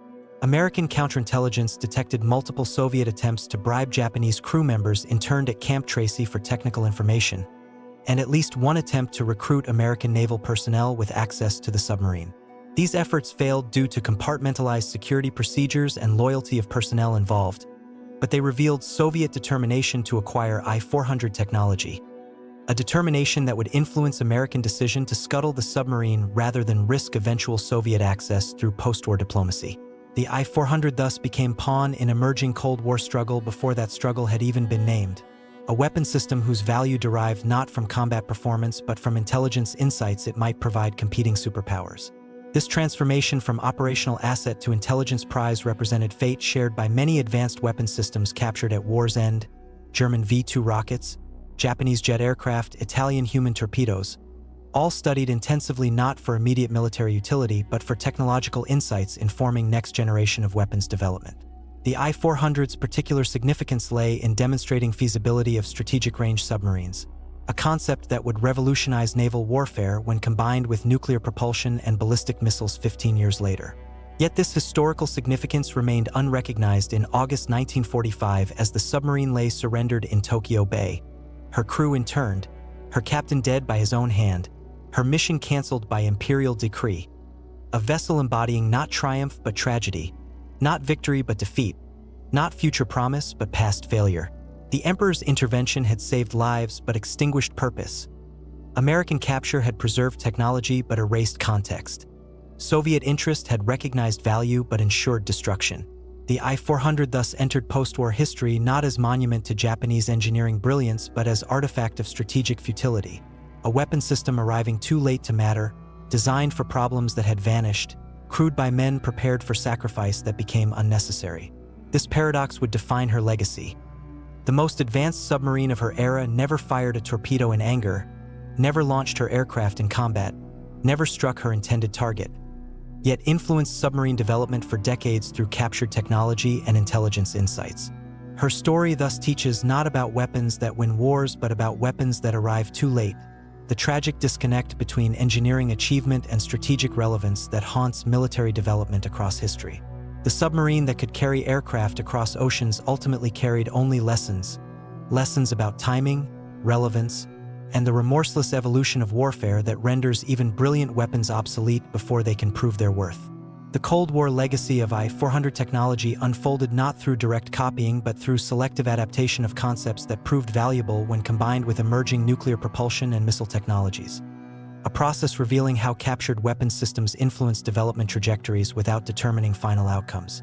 American technical teams studying I-400 at Sasebo Naval Base between September 1945 and March 1946 focused initially on three features with potential application to U.S. submarine development: unprecedented range capabilities, aircraft storage and launch systems, and pressure hull design accommodating large internal volumes. The range analysis proved most immediately valuable. Engineers confirmed I-400's design range of 37,500 nautical miles at 14 knots through fuel consumption measurements and hull volume calculations. This figure exceeded range of any American submarine by factor of 3 and demonstrated feasibility of transoceanic submarine operations without refueling, a capability previously considered impractical due to fuel storage requirements. The implication became clear as Cold War tensions mounted. Submarines capable of operating continuously in distant waters could conduct intelligence gathering, special operations, and eventually missile strikes without vulnerable refueling stops. This insight directly influenced design requirements for USS Nautilus, SSN 571, the world's first nuclear-powered submarine whose unlimited range derived not from massive fuel tanks but from nuclear reactor. But the operational concept of strategic range submarines emerged from I-400 evaluation. Captain Hyman Rickover, father of American nuclear navy, reviewed USNTMJ reports on I-400 during Nautilus design phase and later acknowledged the Japanese submarine's influence on strategic thinking. We saw what was possible with diesel propulsion and understood what might be achieved with nuclear power. The I-400 proved submarines could operate globally. Nautilus made this practical. Aircraft storage systems generated intense interest but ultimately limited application. American engineers recognized technical sophistication of I-400's hangar design, hydraulic handling equipment, and rapid assembly procedures, systems allowing 3 aircraft launch within 45 minutes. Yet strategic context had shifted dramatically since 1943. Aircraft carriers now dominated naval aviation, and submarine vulnerability during surface launch operations made aircraft-carrying submarines tactically unsound in era of radar and patrol aircraft. More critically, emerging helicopter technology promised vertical takeoff and landing capabilities, eliminating need for catapult systems and long launch sequences. These factors led American designers to abandon aircraft-carrying submarines in favor of helicopter-capable designs like USS Albacore, AGSS 569, whose experimental hull form influenced all subsequent American submarines. Yet I-400's hangar concept found unexpected application in special operations submarines. Vessels like USS Grayback, SSG 574, modified in 1950s to carry Regulus cruise missiles in watertight hangars derived conceptually from I-400's aircraft storage system. The Regulus program itself represented direct conceptual descendant of I-400's strategic strike philosophy, using submarines to deliver long-range weapons against strategic targets, but substituted missiles for aircraft to overcome vulnerability during launch phase. This substitution proved decisive. Regulus missiles could be launched while submerged using snorkel breathing, eliminating surface exposure that doomed I-400's aircraft launch concept. The ultimate expression of this evolution arrived with Polaris ballistic missile submarines in 1960s vessels combining I-400's strategic range concept with nuclear propulsion and submarine-launched ballistic missiles to create survivable second strike capability that defined Cold War deterrence. Soviet evaluation of I-400 technology followed different trajectories shaped by intelligence limitations and strategic priorities. Despite intense efforts to obtain access to captured submarine, Soviet intelligence services failed to acquire detailed technical information before I-400's scuttling in 1946. Limited insights came through three channels: debriefing of repatriated Japanese crew members beginning in 1947, analysis of captured Japanese technical documents seized in Manchuria, and espionage reports from agents with access to American naval facilities. These fragmentary sources provided general awareness of I-400 capabilities but insufficient detail for direct adaptation. Soviet submarine designers under Boris Malinin therefore developed strategic range submarines through independent research rather than I-400 copying, a process yielding Project 613 Whiskey class submarines with range of 14,000 nautical miles, impressive but still less than I-400's capabilities. The breakthrough came not from I-400 insights but from captured German-type XXI submarine technology and subsequent development of nuclear propulsion. Soviet submarine K-3 Leninsky Komsomol became USSR's first nuclear-powered submarine in 1958, achieving unlimited range comparable to American Nautilus. Yet I-400's indirect influence emerged through Soviet recognition of strategic range submarine concept's value, a recognition reinforced by intelligence reports indicating American interest in I-400 technology. This awareness contributed to Soviet emphasis on range capabilities in submarine design throughout Cold War, culminating in Typhoon-class ballistic missile submarines with range exceeding 100,000 nautical miles, capabilities that would have astonished I-400's designers but reflected conceptual lineage tracing back to their work. The most profound Cold War legacy of I-400 technology emerged not in hardware but in operational concepts, specifically the idea that submarines could serve strategic rather than merely tactical roles. Pre-1945 submarine doctrine emphasized commerce raiding, fleet reconnaissance, and coastal defense, missions requiring relatively short range and frequent base access. I-400 demonstrated feasibility of submarines conducting independent strategic operations across ocean basins, a concept that became foundational to Cold War submarine employment. American nuclear-powered submarines conducting intelligence-gathering missions off Soviet coasts, Soviet ballistic missile submarines maintaining continuous deterrent patrols, even contemporary special operations submarines deploying SEAL teams globally, all represent conceptual descendants of I-400's strategic range philosophy. This conceptual influence proved more enduring than specific technical features because it addressed fundamental question of submarine utility in modern warfare. Not whether submarines could sink ships, tactical role, but whether they could influence strategic outcomes through independent long-range operations. I-400 answered this question affirmatively despite never proving it in combat, a theoretical demonstration that proved sufficient to influence subsequent development. The scuttling of I-400 on June 4, 1946, ordered by Vice Admiral Charles A. Lockwood to prevent Soviet access following intelligence indicating Soviet pressure on State Department to transfer captured Japanese vessels, represented tragic coda to submarine story. Towed 55 nautical miles east of Pearl Harbor and sunk by torpedo from USS Trumpetfish after failed demolition attempts, I-400 descended to 2,800 feet where she remained undiscovered until 2013 when Hawaii Undersea Research Laboratory located her wreck using deep-diving submersibles. The 2015 expedition that photographed the wreck revealed remarkable preservation. Hangar door still closed, conning tower intact, hull largely undamaged despite 69 years underwater. These images provided final confirmation of I-400's engineering quality while underscoring tragedy of her destruction. A vessel that might have served valuable research purposes for decades was deliberately sunk to deny technology to Soviet Union, a decision reflecting Cold War paranoia rather than rational assessment of actual technology transfer risks. Contemporary historians increasingly question scuttling decisions' necessity. By 1946, American engineers had extracted all valuable insights from I-400, and Soviet acquisition of the submarine would have provided limited additional value given rapid pace of nuclear submarine development. The scuttling thus represented symbolic gesture rather than strategic necessity, a final act of Cold War one-upmanship that destroyed irreplaceable historical artifact. Sister submarine I-401 met similar fate 1 week later in same location. Both vessels now rest side by side on Pacific floor, silent monuments to engineering achievement and strategic futility. The third completed boat, I-402, avoided scuttling only by being converted to transport submarine before war's end. She survived until 1946 when sunk as gunnery target during Operation Crossroads atomic tests at Bikini Atoll. Her radioactive contamination rendered salvage impossible, leaving I-400 and I-401 as sole physical remnants of Sentoku-class program. The 2013 discovery of I-400 wreck reignited interest in submarines' history and prompted reassessment of her legacy. Not as wonder weapon that might have changed war's outcome, but as engineering artifact demonstrating human capacity for innovation under constraints.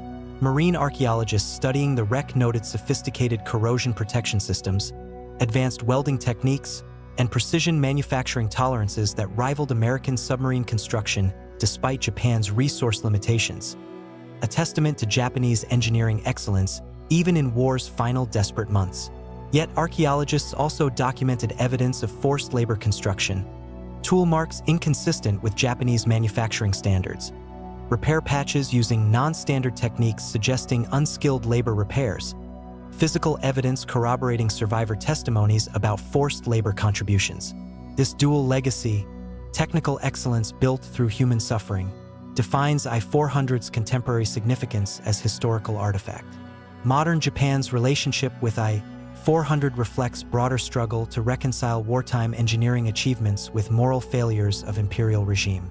The Kure Maritime Museum's exhibit on I-400 emphasizes technical specifications and crew experiences while minimizing discussion of forced labor or strategic context of submarines' development, a curatorial choice reflecting ongoing discomfort with Japan's wartime past. Yet younger Japanese historians increasingly advocate for more comprehensive presentation, acknowledging both engineering achievement and human cost. A perspective gaining traction as survivor testimonies become available and international pressure for historical accountability intensifies. The I-400 thus serves contemporary Japan as mirror reflecting unresolved tensions between national pride in engineering excellence and moral responsibility for wartime atrocities. A tension with urgent relevance as Japan debates remilitarization and historical memory in 21st century security environment.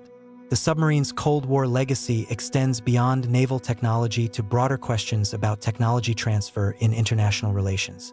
The American decision to study then destroy I-400 established pattern repeated throughout Cold War, captured technology evaluated intensively but denied to adversaries through destruction or secrecy. This pattern influenced arms control negotiations, technology export controls, and intelligence operations for decades, practices that continue shaping contemporary debates about cyber weapons proliferation, artificial intelligence export restrictions, and dual-use technology controls. The I-400 case demonstrated both value and limitations of captured technology. Valuable for confirming feasibility of concepts and identifying engineering solutions, but limited in direct application when strategic context had shifted. This insight remains relevant to contemporary technology competition between United States and China.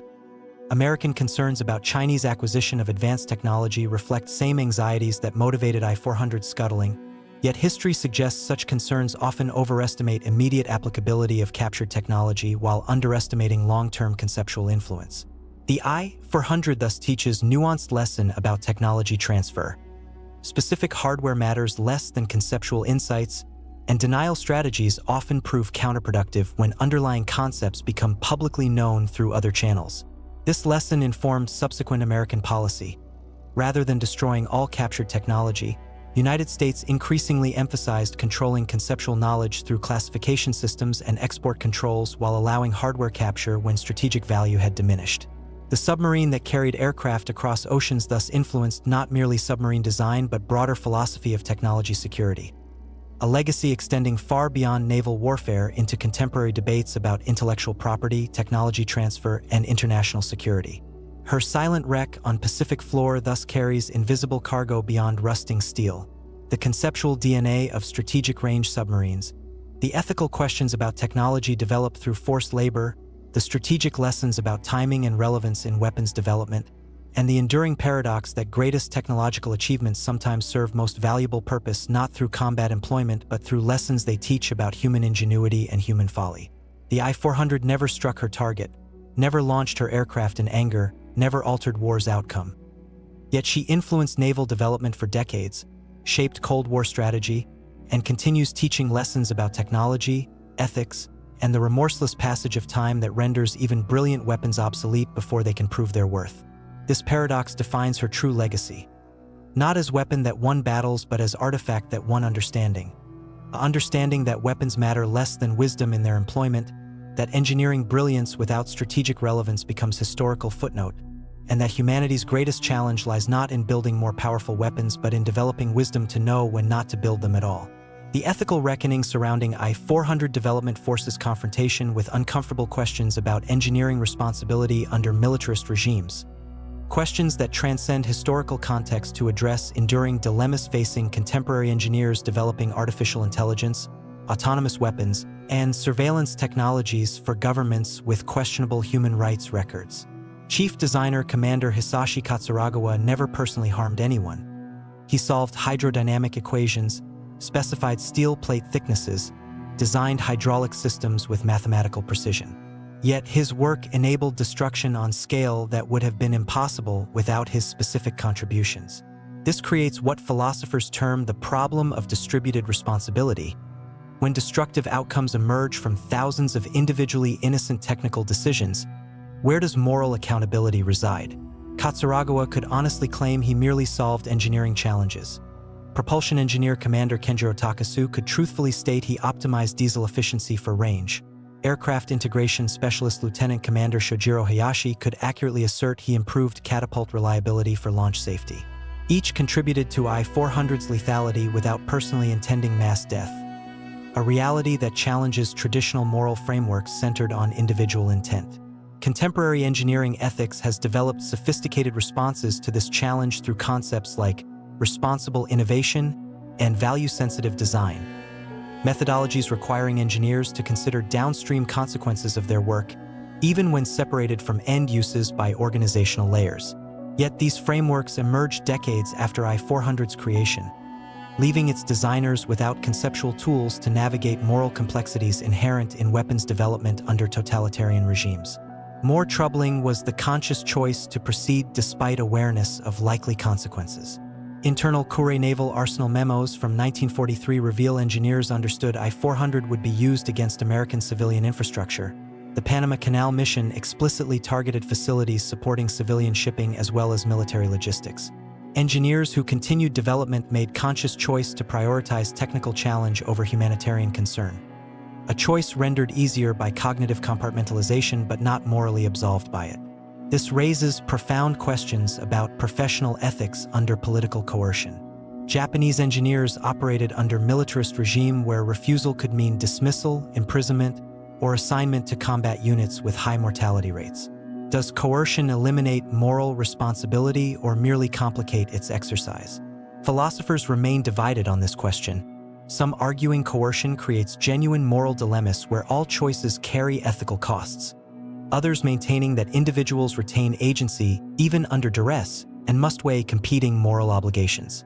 What remains clear is that many Kure engineers possessed options short of outright refusal, deliberately introducing design flaws that would delay deployment without obvious sabotage, exaggerating technical challenges to slow development, leaking information to resistance networks, requesting transfer to civilian projects.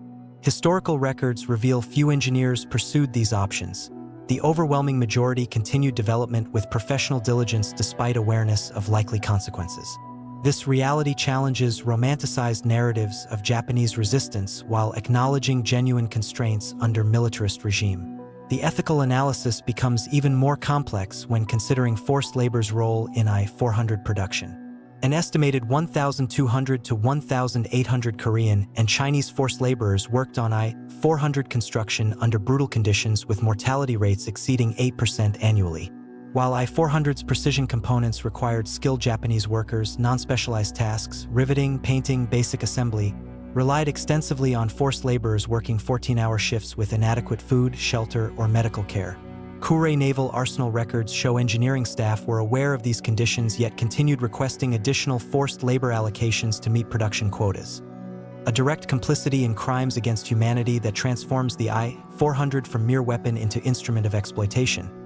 Its steel forged by coerced labor, its assembly enabled by systematic brutality, its very existence dependent on industrialized human suffering. Post-war reckoning proved tragically inadequate. Commander Katsuragawa received no punishment for his role in I-400 development. Japanese war crimes tribunals focused on battlefield atrocities and political leadership rather than weapons development. He returned to civilian engineering work in 1947, eventually becoming professor of naval architecture at Tokyo University without ever publicly acknowledging forced laborers' suffering or paying meaningful reparations. Kure Naval Arsenal's official history published in 1965 mentioned the I-400 only as engineering achievement with no reference to forced labor, combat use, or human consequences, a corporate amnesia reflecting broader Japanese societal struggles with wartime legacy. This inadequate reckoning created an ethical vacuum where weapons developers faced no meaningful accountability for contributions to mass suffering, a failure with profound implications for subsequent weapons development worldwide. The Tokyo trials established important precedents for individual criminal responsibility in war crimes, but created no frameworks for professional accountability in weapons development, a gap that persists today as engineers design autonomous weapons, cyber warfare tools, and other technologies with potentially catastrophic human consequences. Contemporary arms manufacturers face similar ethical dilemmas, though in less extreme forms. Engineers developing drone targeting algorithms must consider whether their work enables unlawful killings. Cyber weapons designers must weigh potential civilian infrastructure damage against military objectives. Autonomous weapons programmers must confront questions about machines making life-and-death decisions without human oversight. Each faces versions of the I-400 dilemma: how to balance professional obligations, technical challenges, economic pressures, and moral responsibilities when work contributes to instruments of death. Some contemporary engineers have developed responses I-400's designers lacked: organized professional resistance like Tech Workers Coalition protesting military contracts, individual conscientious objection like Google employees resigning over Project Maven drone AI work, institutional reforms like IEEE's ethical guidelines for autonomous systems development. These responses remain imperfect and contested but represent progress toward integrating moral consideration into engineering practice, a progress born partly from historical reflection on failures like the I-400's development. The deepest ethical question the I-400 raises concerns humanity's relationship with technological acceleration itself. The seductive belief that larger weapons confer greater security, that maximum range guarantees strategic advantage, that engineering spectacle can substitute for strategic wisdom. This belief transcends regimes and eras, manifesting today in hypersonic weapons competitions, autonomous weapons development, and cyber warfare escalation, all driven partly by the same psychological impulse that created the I-400. The conviction that sufficiently impressive technology can transcend strategic constraints and guarantee security through sheer capability. Yet history consistently demonstrates the opposite. Weapons of maximum range often prove strategically counterproductive, consuming resources needed for genuinely decisive systems while creating vulnerabilities through complexity and predictability. The I-400 destroyed nothing but consumed resources desperately needed for homeland defense in 1945. Hypersonic weapons may compress decision timelines to dangerous levels where human judgment cannot function effectively. Autonomous weapons may remove human judgment from life and death decisions precisely when moral reasoning matters most. Each represents a contemporary manifestation of the I-400 fallacy, the confusion of range with security, of engineering achievement with strategic wisdom, of capability with significance. The ethical imperative emerging from the I-400's history is not pacifism. Nations require legitimate defense capabilities, but proportionality. Developing weapons appropriate to genuine security needs rather than engineering ambition, maintaining human control over life and death decisions, preserving moral imagination alongside technical capability. This requires institutional safeguards I-400's developers lacked: independent ethical review boards for weapons projects, mandatory consideration of humanitarian consequences in design processes, professional codes of conduct empowering engineers to refuse work violating fundamental ethical principles, transparent public debate about weapons development priorities. Such safeguards cannot eliminate ethical dilemmas inherent in weapons development, but can create spaces for moral reflection often absent under pressure of wartime production or competitive arms races.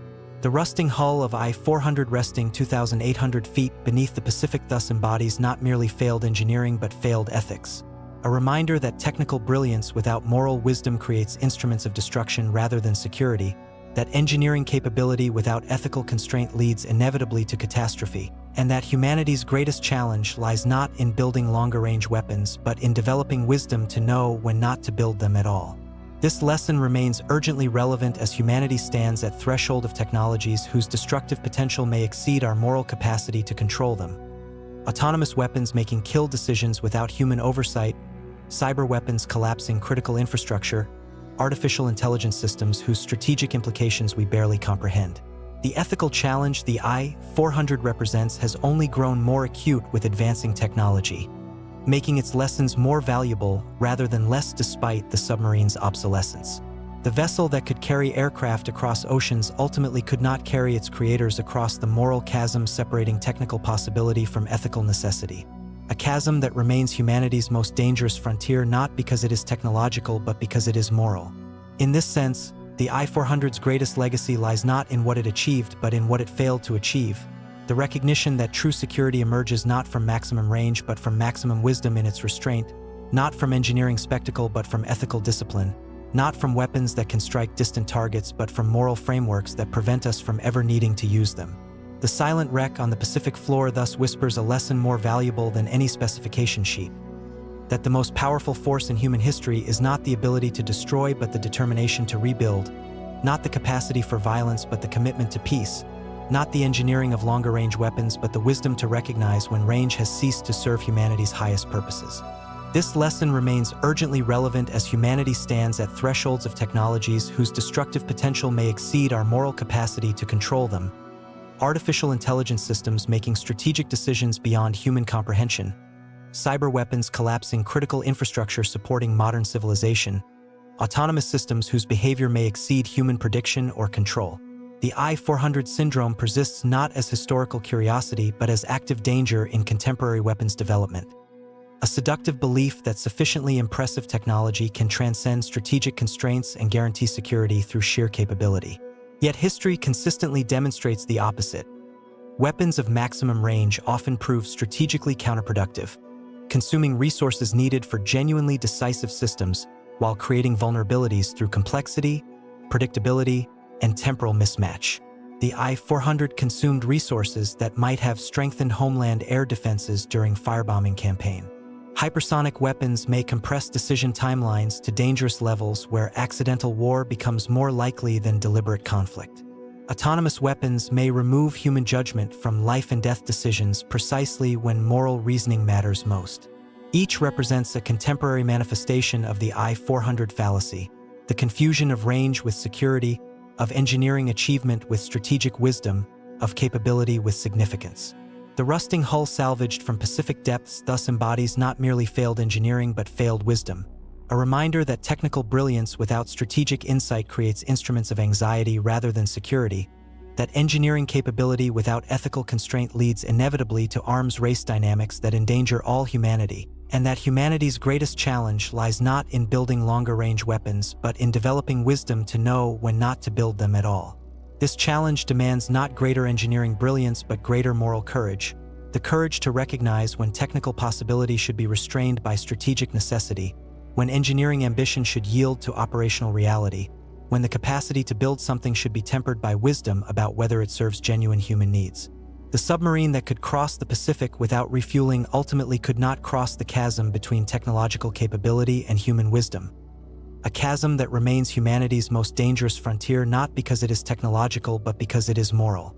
In this sense, the I-400's greatest legacy lies not in what it achieved but in what it failed to achieve, the recognition that true security emerges not from maximum range but from maximum wisdom in its restraint, not from pushing engineering to its limits but from understanding when those limits should not be pushed at all. The silent wreck whispers this truth more eloquently than any specification sheet ever could. That security emerges not from weapons that can strike distant targets but from societies capable of choosing not to build them, not from engineering spectacle but from ethical discipline, not from technological parity but from moral superiority that recognizes some capabilities should remain unrealized regardless of technical feasibility. As we stand today at new technological thresholds with artificial intelligence, autonomous weapons, and cyber capabilities transforming warfare's character once again, the I-400's lesson remains urgent and unambiguous. The most dangerous weapons are not those that strike distant targets, but those that destroy our capacity for wise judgment about when and how to use power at all. And against that enemy, technological hubris divorced from moral wisdom, no amount of engineering brilliance offers protection, only humility, foresight, and courage to choose restraint when capability tempts us toward excess. The final mission of the I-400 occurred not in combat but in surrender, a training exercise that ended with the submarine surfacing under black flag, crew assembled on deck, weapons rendered inoperable. No ceremony marked this retirement. No speeches celebrated its service. It was simply another obsolete weapon replaced by history's relentless march. Yet that quiet end contained profound symbolism. The submarine that had terrified American planners, accelerated intelligence operations, and represented Japan's last technological hope ended its service not with bang but whimper, faded into irrelevance not through defeat but through obsolescence, not by enemy action but by time's relentless march. This quiet end revealed the I-400's deepest truth. Weapons that depend on technological surprise for strategic relevance inevitably become irrelevant when surprise fades and technology evolves. The I-400 was revolutionary in 1944. By 1947, American nuclear submarines promised unlimited range without massive fuel tanks. By 1955, ballistic missiles could strike intercontinental targets without vulnerable surface launch phases.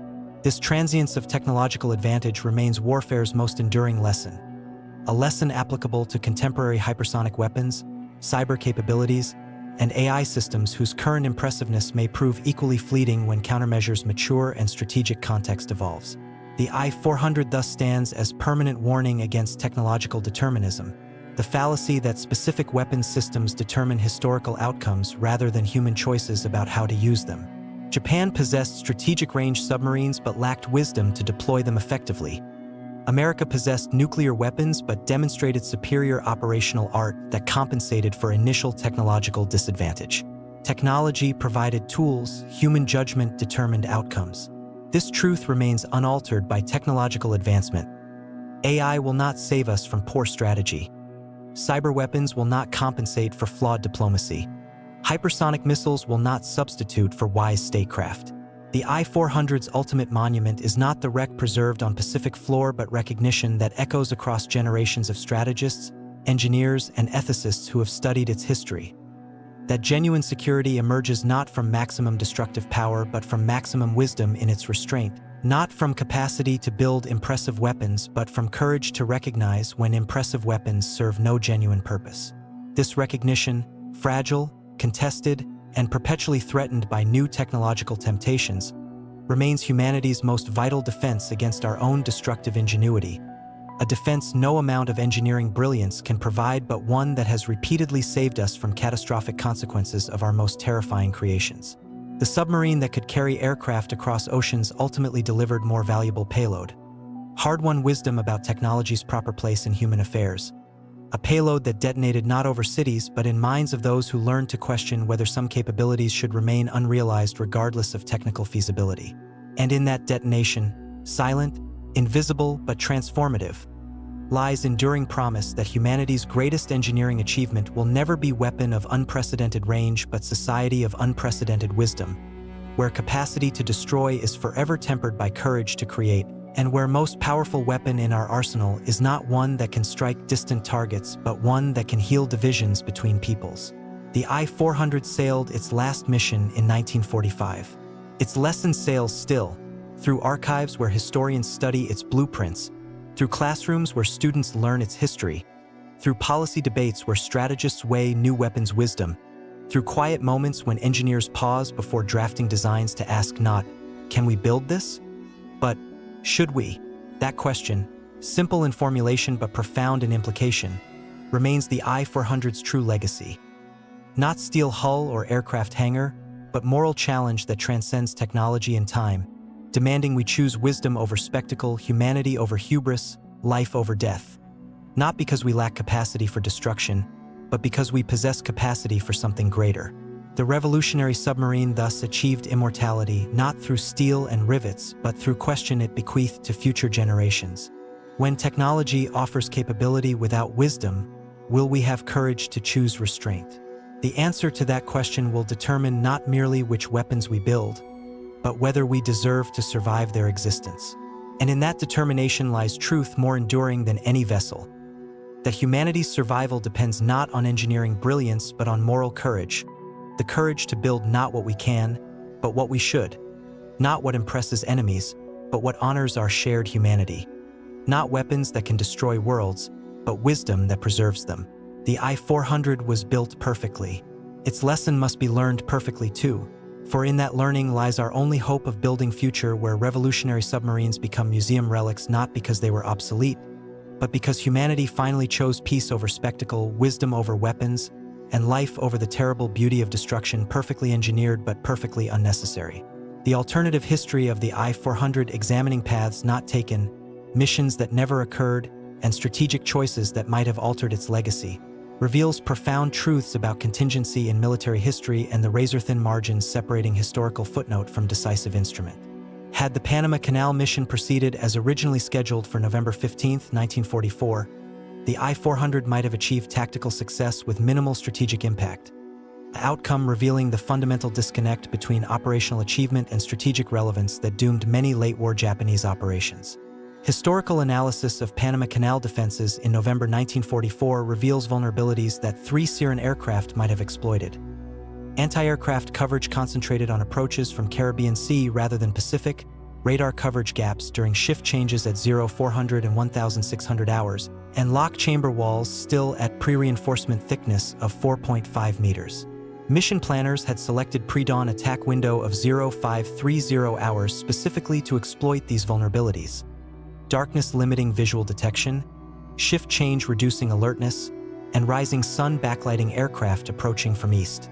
Bombing accuracy achieved during training, circular error probable of 12 meters, would have sufficed to breach lock chamber walls given 800-kilogram bomb penetration capability of 3.2 meters through reinforced concrete. Post-war engineering analysis by U.S. Army Corps of Engineers confirmed that 3 well-placed bombs could have breached both upstream and downstream gates of Gatun locks, draining the chamber and rendering it inoperable for minimum 6 months of repair work.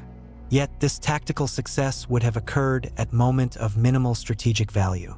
By November 1944, American fleet operations no longer depended on canal transit.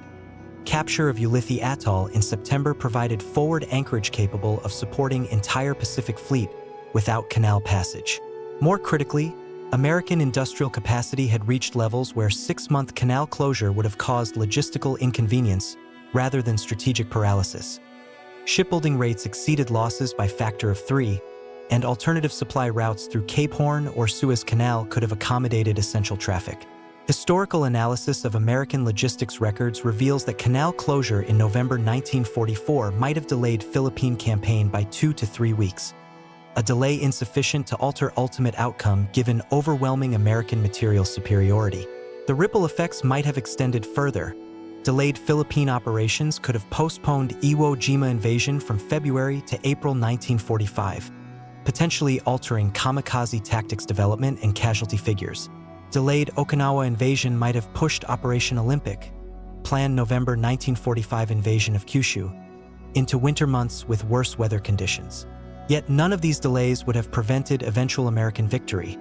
Japan's strategic position had deteriorated beyond recovery by late 1944 regardless of canal status. Oil reserves were exhausted. Merchant shipping losses exceeded replacement capacity by factor of 5, and aircraft production could not compensate for pilot losses.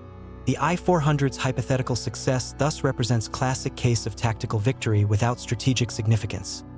A phenomenon recurring throughout military history where weapons achieve designed purpose yet fail to influence conflict outcomes due to broader strategic context.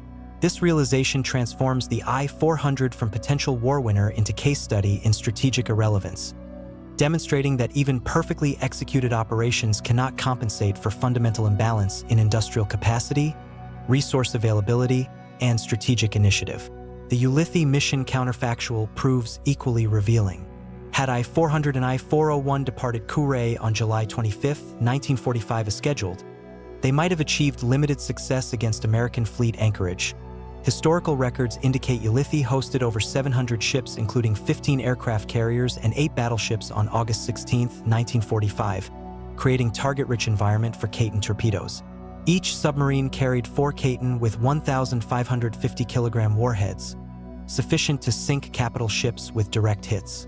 Mission planners estimated 30% probability of sinking at least one major warship based on Caton performance in earlier operations. Yet this success would have occurred 3 days after Hirohito's surrender announcement. Attacks conducted after surrender would have been interpreted as war crimes rather than legitimate military operations, potentially triggering severe reprisals against Japanese leadership and population. American commanders might have canceled planned lenient occupation terms in favor of punitive measures, including possible partition of Japan or war crimes trials for entire military leadership. More critically, attacks after surrender might have provided justification for Soviet demands to occupy Hokkaido, territorial claim Stalin actively pursued in August 1945, but abandoned when American occupation proceeded smoothly. The I-400's hypothetical Ulithi attack thus might have altered post-war Japan's political geography more profoundly than any military outcome. A reminder that weapons effects extend beyond immediate destruction to shape political settlements determining decades of subsequent history. Yet this counterfactual requires acknowledging severe operational constraints that would have limited even optimal mission execution. American anti-submarine patrols around Ulithi operated with near impunity by August 1945. Over 200 patrol aircraft based at surrounding islands conducted continuous coverage with radar-equipped PBY Catalinus and PB-4Y Liberators. I-400's large acoustic signature made detection nearly inevitable during approach phase. Historical analysis of American sonobuoy detection ranges suggests 90% probability of detection before reaching launch position 20 nautical miles from anchorage. Even successful Caton launches would have faced formidable defenses. Destroyer screens maintained continuous sonar coverage, and newly deployed acoustic homing torpedoes could have intercepted Caton before reaching capital ships. Historical analysis of earlier Caton operations reveals 85% failure rate against defended targets. Statistics suggesting Ulithi mission would likely have ended with both submarines sunk and 0 ships damaged. This counterfactual thus reveals another profound truth. Weapons effectiveness depends not merely on technical characteristics, but on defensive countermeasures that evolve in response to threat perception. The I-400 represented offensive innovation, but American defenses had evolved faster. A pattern repeating across military history where defensive technologies often outpace offensive breakthroughs during mature phases of conflicts. The production scaling counterfactual offers most tantalizing possibilities. Had Japan prioritized I-400 construction earlier, allocating resources in 1942 rather than 1943, the program might have produced 12 to 15 submarines rather than 3 completed boats. Historical analysis of Japanese industrial capacity suggests this output was theoretically possible given steel allocation priorities and shipyard availability in 1942 to 1943 period before American submarine campaign devastated merchant shipping and resource imports. Yet this counterfactual ignores fundamental constraints. Japan lacked sufficient aviation gasoline for Siren operations beyond minimal training sorties by 1944. Pilot quality had deteriorated catastrophically due to attrition in Solomon's and Marianas campaigns. And critically, Japan's strategic position deteriorated so rapidly that even 15 I-400s could not have reversed tide of war given overwhelming American industrial superiority. Historical analysis of American production rates reveals that United States launched 2 new fleet carriers per month in 1944. Replacing losses faster than Japanese submarines could sink them even under optimistic assumptions about I-400 effectiveness. This counterfactual thus reveals yet another profound truth. In industrialized warfare, production scalability often matters more than individual weapon performance. The Essex-class carrier was not technically superior to Japanese carriers in all dimensions, but 24 Essex-class carriers proved decisively more valuable than 6 Japanese carriers because numbers enabled saturation tactics, continuous pressure, and rapid replacement of losses, advantages no amount of individual ship superiority could overcome. The tactical employment counterfactual proves most instructive for contemporary military doctrine. Had Japanese commanders employed I-400s not for strategic strikes but for intelligence gathering, using their unprecedented range to conduct covert reconnaissance of American fleet movements, these submarines might have provided valuable intelligence during critical periods like Philippine Sea or Leyte Gulf battles. Historical analysis of Japanese intelligence failures reveals that lack of accurate information about American fleet dispositions contributed significantly to Japanese defeats. Knowledge of American carrier locations might have enabled more effective deployment of remaining Japanese naval forces. Yet this counterfactual requires acknowledging I-400's vulnerability during periscope depth operations. Her large size and acoustic signature made covert reconnaissance nearly impossible in waters patrolled by American anti-submarine forces. More significantly, Japanese naval culture emphasized offensive action over intelligence gathering, a cultural bias that would have resisted reconceptualizing I-400 as intelligence platform regardless of strategic logic. This counterfactual thus reveals yet another profound truth. Weapons effectiveness depends not merely on technical characteristics, but on doctrinal innovation and cultural adaptation, a dimension where Japanese leadership consistently failed despite technical brilliance. These counterfactual scenarios collectively reveal a profound truth about military history. Weapons do not determine outcomes in isolation, but through interaction with doctrine, terrain, enemy adaptation, and broader strategic context. The I-400 possessed genuine technical innovation in range and aircraft delivery capability, but these advantages proved insufficient to overcome fundamental constraints of vulnerability during launch phases, limited numbers, deteriorating strategic position, and cultural resistance to doctrinal adaptation. Even in scenarios where deployment might have achieved tactical successes, strategic consequences remained ambiguous, short-term gains potentially offset by long-term vulnerabilities created through resource diversion and operational inflexibility. The submarine's historical irrelevance thus emerged not from technical failure but from contextual mismatch, a tool designed for strategic strike operations arriving as Japan's ability to conduct such operations had already been eliminated through cumulative attrition rather than single decisive engagement. This mismatch would have persisted across alternative scenarios not because the I-400 lacked capability, but because modern naval warfare had evolved beyond the problems it solved, a reality no deployment choice could have altered.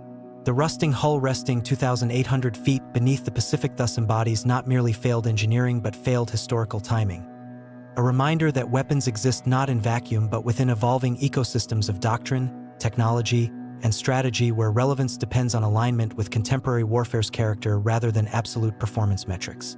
This lesson remains urgently relevant as humanity develops new weapon systems whose capabilities may similarly outpace their operational utility in future conflict environments, a pattern repeating across technological history where engineering achievement consistently arrives too late for the problems it was designed to solve. The submarine that could carry aircraft across oceans ultimately could not outrun the fundamental truth that warfare evolves faster than weapons development cycles. A truth ensuring that even perfectly engineered weapons become obsolete through contextual shift rather than technical failure. This recognition transforms the I-400 from engineering failure into temporal tragedy, a masterpiece arriving after its moment had passed, a solution seeking problems that had already transformed beyond recognition, a monument not to incompetence but to the cruel irony of historical timing where brilliance and irrelevance coexist through no fault of designers but through warfare's relentless evolution beyond static solutions. The silent wreck whispers this truth more eloquently than any specification sheet ever could. That true military innovation requires not merely engineering excellence but anticipation of warfare's evolving character, not merely solving today's problems but preparing for tomorrow's challenges, not merely building longer-range weapons but understanding when range has ceased to matter at all. The post-war fate of I-400 technology reveals complex interplay between captured weapon systems, Cold War imperatives, and historical memory. A process where physical artifacts were destroyed while conceptual insights endured, where engineering achievements were celebrated while human costs were erased, and where strategic lessons were learned while ethical failures were forgotten. When USS Segundo's boarding party first stepped onto I-400's deck on August 28, 1945, they encountered not merely a submarine but a time capsule preserving final months of Japanese naval engineering. Systems frozen in operational condition, logs documenting final preparations, even crew personal effects revealing human dimensions of technological artifact. Lieutenant Eugene McDaniel's initial report emphasized submarine's extraordinary size, longer than football field, wider than destroyer, but also noted signs of desperation. Food stores nearly exhausted, spare parts cannibalized from non-essential systems, crew showing visible effects of malnutrition. These observations revealed I-400 not as triumphant weapon but as artifact of collapsing empire, technological marvel operating within system lacking resources to sustain it.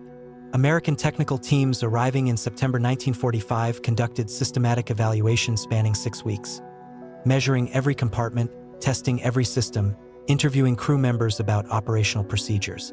Their final report, Japanese naval vessels number 13 represented masterpiece of technical intelligence, 87 pages of detailed analysis covering hull form hydrodynamics, propulsion system efficiency, aircraft handling mechanisms, and strategic implications of unprecedented range.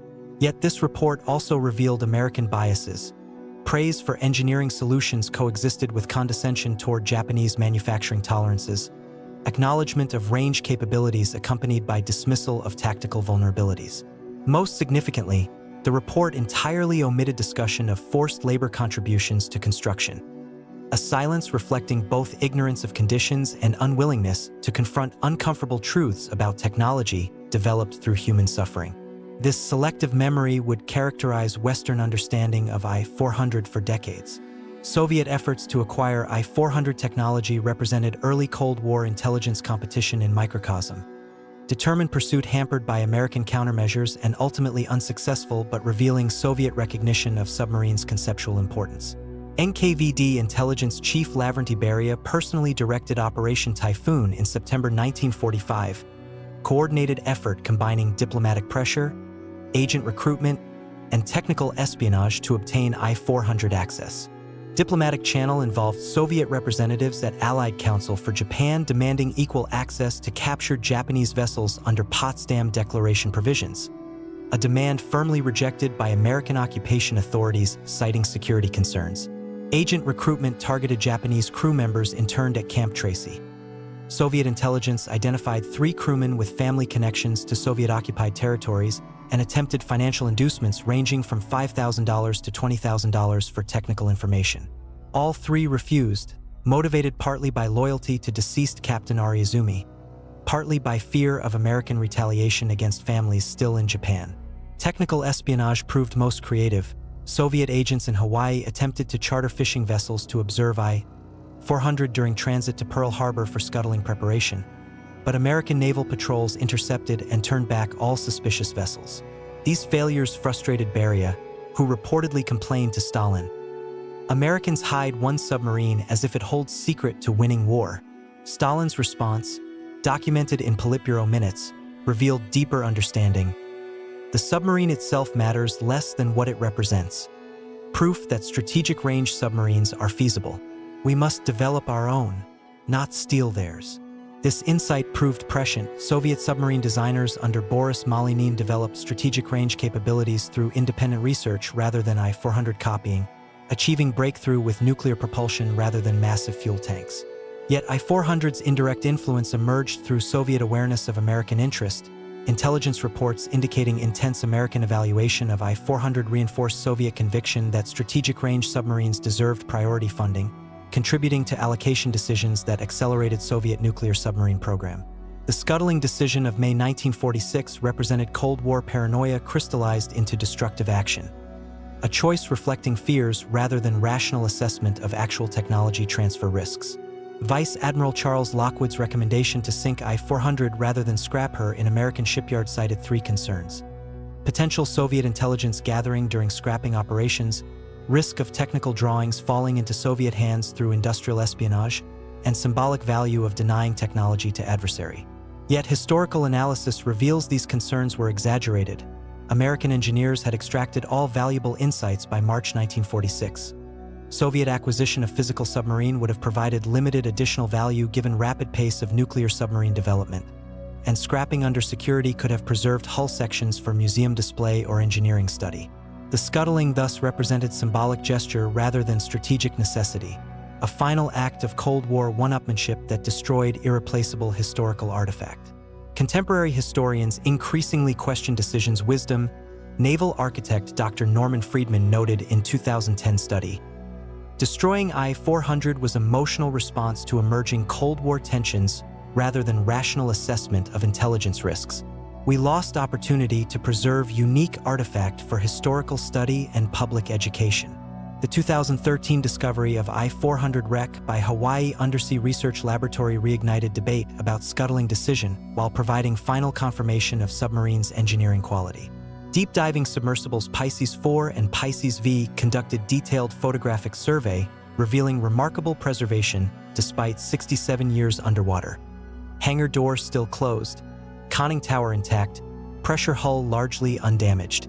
Marine archaeologists noted sophisticated corrosion protection systems, advanced welding techniques, and precision manufacturing tolerances that rivaled American submarine construction despite Japan's resource limitations.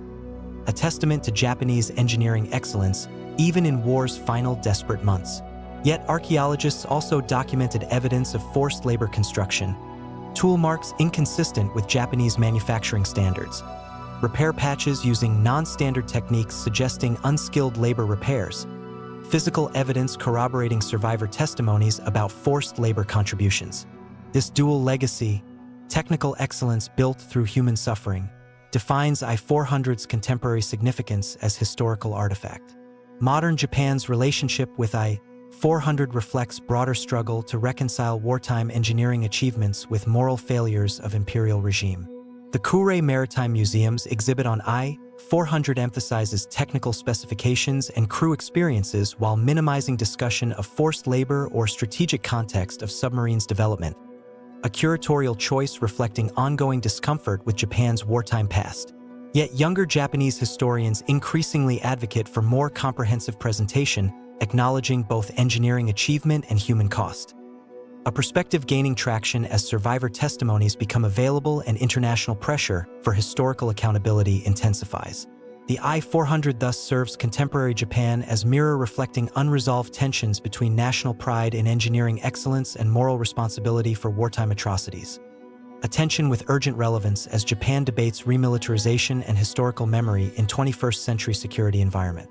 Western museums face similar challenges presenting I-400 history without glorifying militarism or erasing human cost. The National Museum of the Pacific War in Fredericksburg, Texas displays I-400 model with placard acknowledging engineering achievement within context of aggressive war causing millions of Asian deaths. An attempt at balanced presentation that satisfies neither Japanese nationalists nor Asian victims' advocates.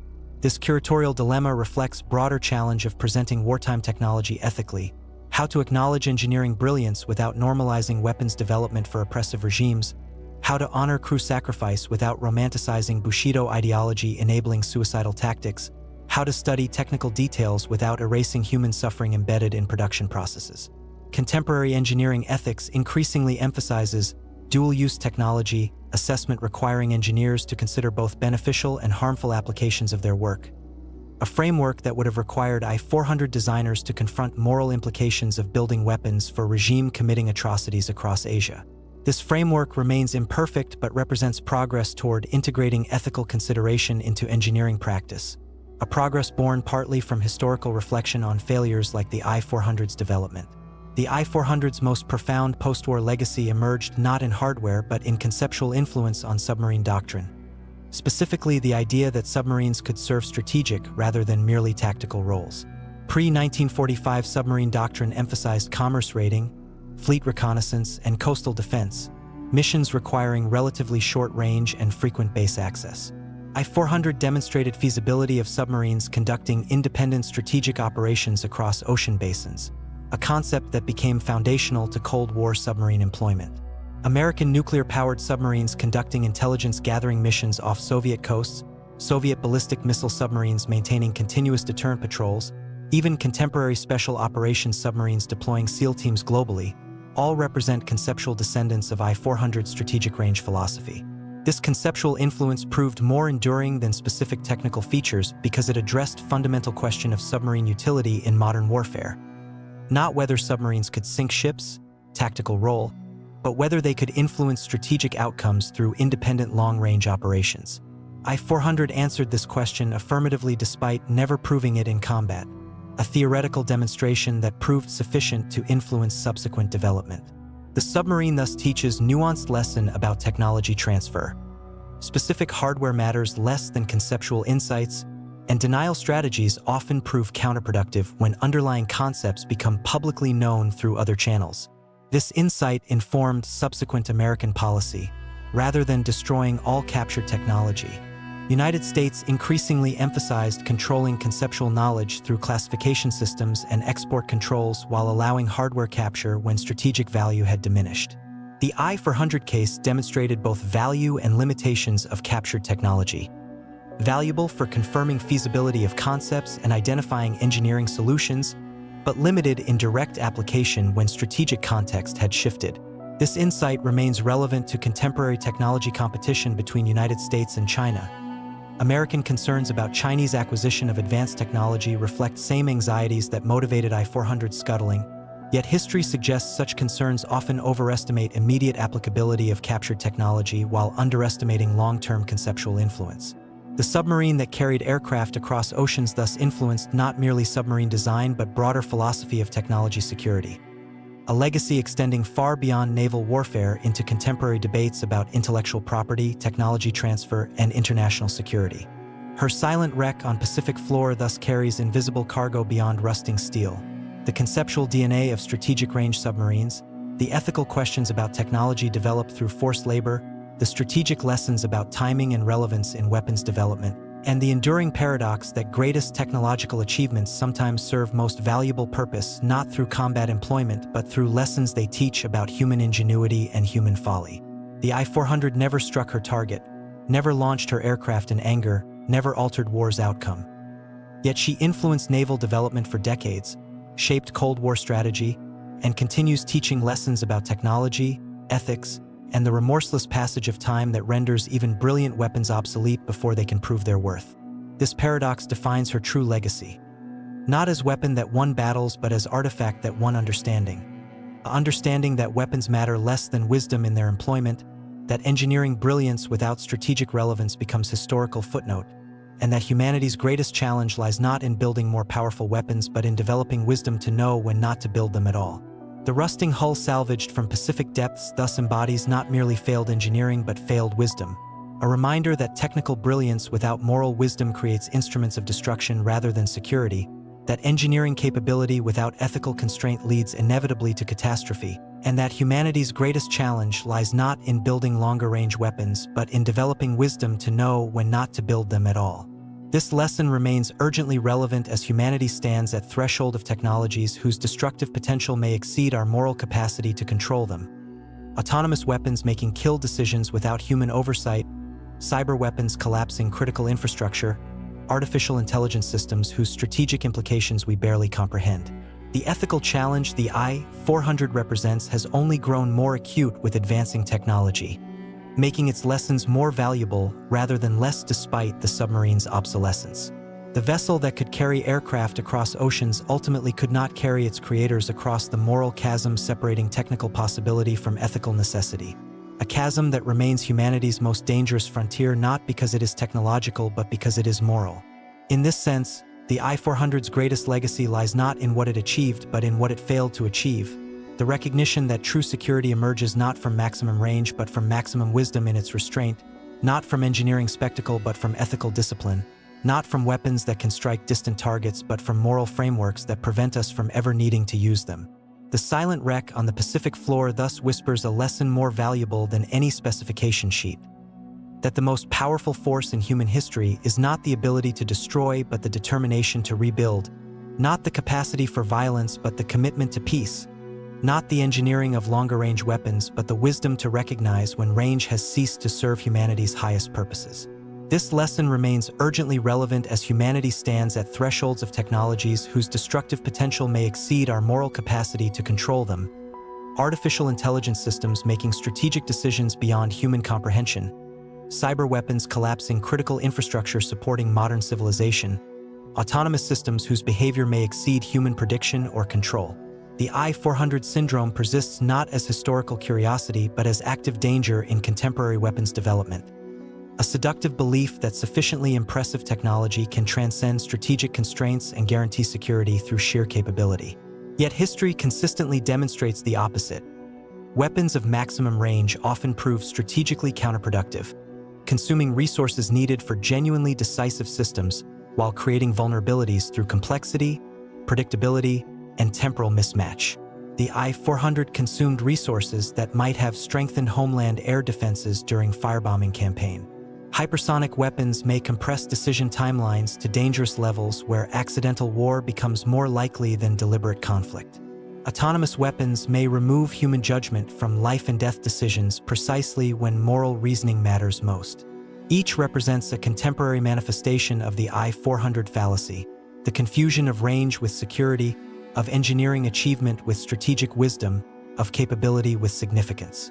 The rusting hull salvaged from Pacific depths thus embodies not merely failed engineering but failed wisdom, a reminder that technical brilliance without strategic insight creates instruments of anxiety rather than security, that engineering capability without ethical constraint leads inevitably to arms race dynamics that endanger all humanity, and that humanity's greatest challenge lies not in building longer-range weapons but in developing wisdom to know when not to build them at all. This challenge demands not greater engineering brilliance but greater moral courage, the courage to recognize when technical possibility should be restrained by strategic necessity, when engineering ambition should yield to operational reality, when the capacity to build something should be tempered by wisdom about whether it serves genuine human needs. The submarine that could cross the Pacific without refueling ultimately could not cross the chasm between technological capability and human wisdom. A chasm that remains humanity's most dangerous frontier not because it is technological but because it is moral. In this sense, the I-400's greatest legacy lies not in what it achieved but in what it failed to achieve, the recognition that true security emerges not from maximum range but from maximum wisdom in its restraint, not from pushing engineering to its limits but from understanding when those limits should not be pushed at all. The silent wreck whispers this truth more eloquently than any specification sheet ever could. That security emerges not from weapons that can strike distant targets but from societies capable of choosing not to build them, not from engineering spectacle but from ethical discipline, not from technological parity but from moral superiority that recognizes some capabilities should remain unrealized regardless of technical feasibility. As we stand today at new technological thresholds with artificial intelligence, autonomous weapons, and cyber capabilities transforming warfare's character once again, the I-400's lesson remains urgent and unambiguous. The most dangerous weapons are not those that strike distant targets, but those that destroy our capacity for wise judgment about when and how to use power at all. And against that enemy, technological hubris divorced from moral wisdom, no amount of engineering brilliance offers protection, only humility, foresight, and courage to choose restraint when capability tempts us toward excess. The final reckoning of the I-400 arrives not in specification sheets or combat records, but in quiet recognition of what this submarine truly represents. Not a failure of engineering, but a failure of wisdom, the tragic divorce between technical possibility and strategic necessity that haunts humanity's relationship with destructive power across centuries. The I-400 succeeded at everything its designers intended. It carried 3 aircraft across oceans, achieved unprecedented range, and demonstrated feasibility of strategic submarine operations. The submarine failed not because it broke or malfunctioned, but because it arrived too late to influence outcomes that had already been determined by industrial capacity, resource availability, and strategic timing. A temporal dislocation between technological achievement and strategic relevance that transformed engineering triumph into historical footnote. This paradox defines the I-400's enduring legacy. A masterpiece of naval architecture that arrived precisely when Japan's ability to conduct strategic operations had already been eliminated through cumulative attrition rather than single decisive engagement. The submarine could carry aircraft farther than any vessel before it. Yet this range advantage proved irrelevant when Japan lacked air superiority to protect launch operations, fuel to sustain transits, and pilots to fly missions. The I-400 represented not the future of naval warfare but its past. A magnificent anachronism whose very scale blinded its creators to the revolution in military affairs unfolding around them. This blindness was not unique to I-400's designers but reflected a universal human tendency. The seductive belief that sufficiently impressive technology can transcend strategic constraints, that engineering spectacle can substitute for operational wisdom, that longer range guarantees greater security. History consistently demonstrates the opposite truth. Weapons optimized for obsolete forms of warfare become irrelevant when conflict evolves beyond their design parameters, no matter how brilliantly engineered they may be. The American Essex-class carrier, modest in specifications compared to Japanese super battleships, proved decisively more valuable to Allied victory because it balanced adequate performance with production scalability and operational flexibility. The German-type XXI submarine demonstrated revolutionary underwater performance yet arrived too late to affect Battle of Atlantic outcome. Each example reinforces the same principle. Victory in modern warfare emerges not from maximum specifications in isolated dimensions, but from optimal integration of capabilities within coherent operational concepts, reliability balanced with performance, production scalability balanced with technical excellence, tactical innovation balanced with strategic timing. The I-400 excelled in one dimension, range, while failing catastrophically in all others. Vulnerable during aircraft launch phases when air combat was decided, limited production numbers when naval superiority required saturation, late deployment when strategic windows had already closed. This imbalance transformed what might have been a useful strategic asset into a strategic liability, consuming resources Japan could not afford to waste, while American shipyards produced carriers and submarines at rates that would ultimately drown the Imperial Japanese Navy in numerical superiority. The submarine's true cost was not its development expenditure, but the opportunity cost of resources diverted from genuinely decisive systems. Resources that might have strengthened anti-aircraft defenses during firebombing campaign, accelerated jet aircraft development that might have contested American air superiority, or developed radar systems that might have improved early warning against B-29 raids. These marginal improvements, individually insignificant, compounded across the Imperial Japanese Navy to create systemic fragility precisely when maximum resilience was needed to counter American material superiority. A fragility that contributed directly to Japan's ultimate defeat. Yet the I-400's legacy extends far beyond Pacific War battlefields into fundamental questions about humanity's relationship with technological acceleration itself. The persistent temptation to confuse range with significance, destructive capacity with security, engineering achievement with strategic wisdom. This temptation manifests today in hypersonic weapons competitions where speed compresses decision timelines to dangerous levels where human judgment cannot function effectively. In autonomous weapons development where machines make life and death decisions beyond human comprehension or control. In cyber warfare escalation where offensive capabilities outpace defensive architectures, creating systemic vulnerabilities. Each represents a contemporary manifestation of the I-400 syndrome, the belief that sufficiently impressive technology can transcend strategic constraints and guarantee security through sheer capability. Yet history offers no evidence supporting this belief. Hypersonic missiles may compress decision timelines to levels where accidental war becomes more likely than deliberate conflict. Autonomous weapons may remove human judgment from life and death decisions precisely when moral reasoning matters most. Cyber weapons may create vulnerabilities in critical infrastructure that adversaries can exploit with catastrophic consequences. Each technology solves narrow technical problems while creating broader strategic vulnerabilities. A pattern repeating across technological history where engineering possibility consistently outruns strategic wisdom until sober analysis restores balance between what can be built and what should be built. The ethical imperative emerging from the I-400's history is not pacifism. Nations require legitimate defense capabilities in an imperfect world, but proportionality. Developing weapons appropriate to genuine security needs rather than engineering ambition, maintaining human control over life and death decisions, preserving moral imagination alongside technical capability. This requires institutional safeguards I-400's developers lacked. Independent ethical review boards evaluating weapons projects against humanitarian law. Mandatory consideration of downstream consequences in design processes. Professional codes of conduct empowering engineers to refuse work violating fundamental ethical principles. Transparent public debate about weapons development priorities rather than decisions made in classified isolation.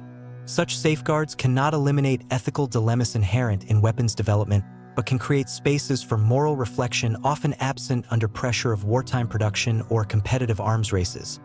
A space where engineers might have asked not, can we build a submarine carrying aircraft? But, should we build a submarine carrying aircraft given its strategic irrelevance and human costs?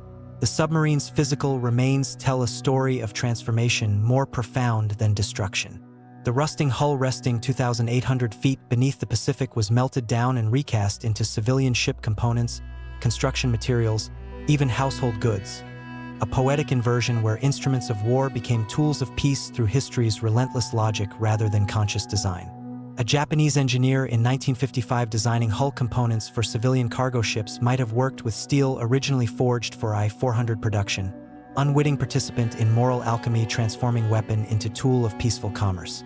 This unintended redemption carried profound symbolic weight, though few who benefited from these repurposed materials ever knew their origin in instruments of war. a transformation embodying humanity's capacity to transcend its own destructive impulses not through conscious moral effort alone, but through historical necessity's inexorable pressure toward reconstruction after devastation. The submarine that could carry aircraft across oceans ultimately could not carry Japan to victory, but it did carry lessons across generations, insights across oceans, and warnings across time. Its silent wreck on the Pacific floor thus embodies not merely failed engineering but failed historical timing.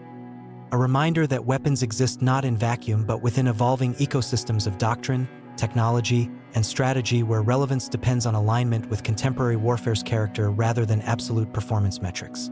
This lesson remains urgently relevant as humanity develops new weapon systems whose capabilities may similarly outpace their operational utility in future conflict environments. A pattern repeating across technological history where engineering achievement consistently arrives too late for the problems it was designed to solve.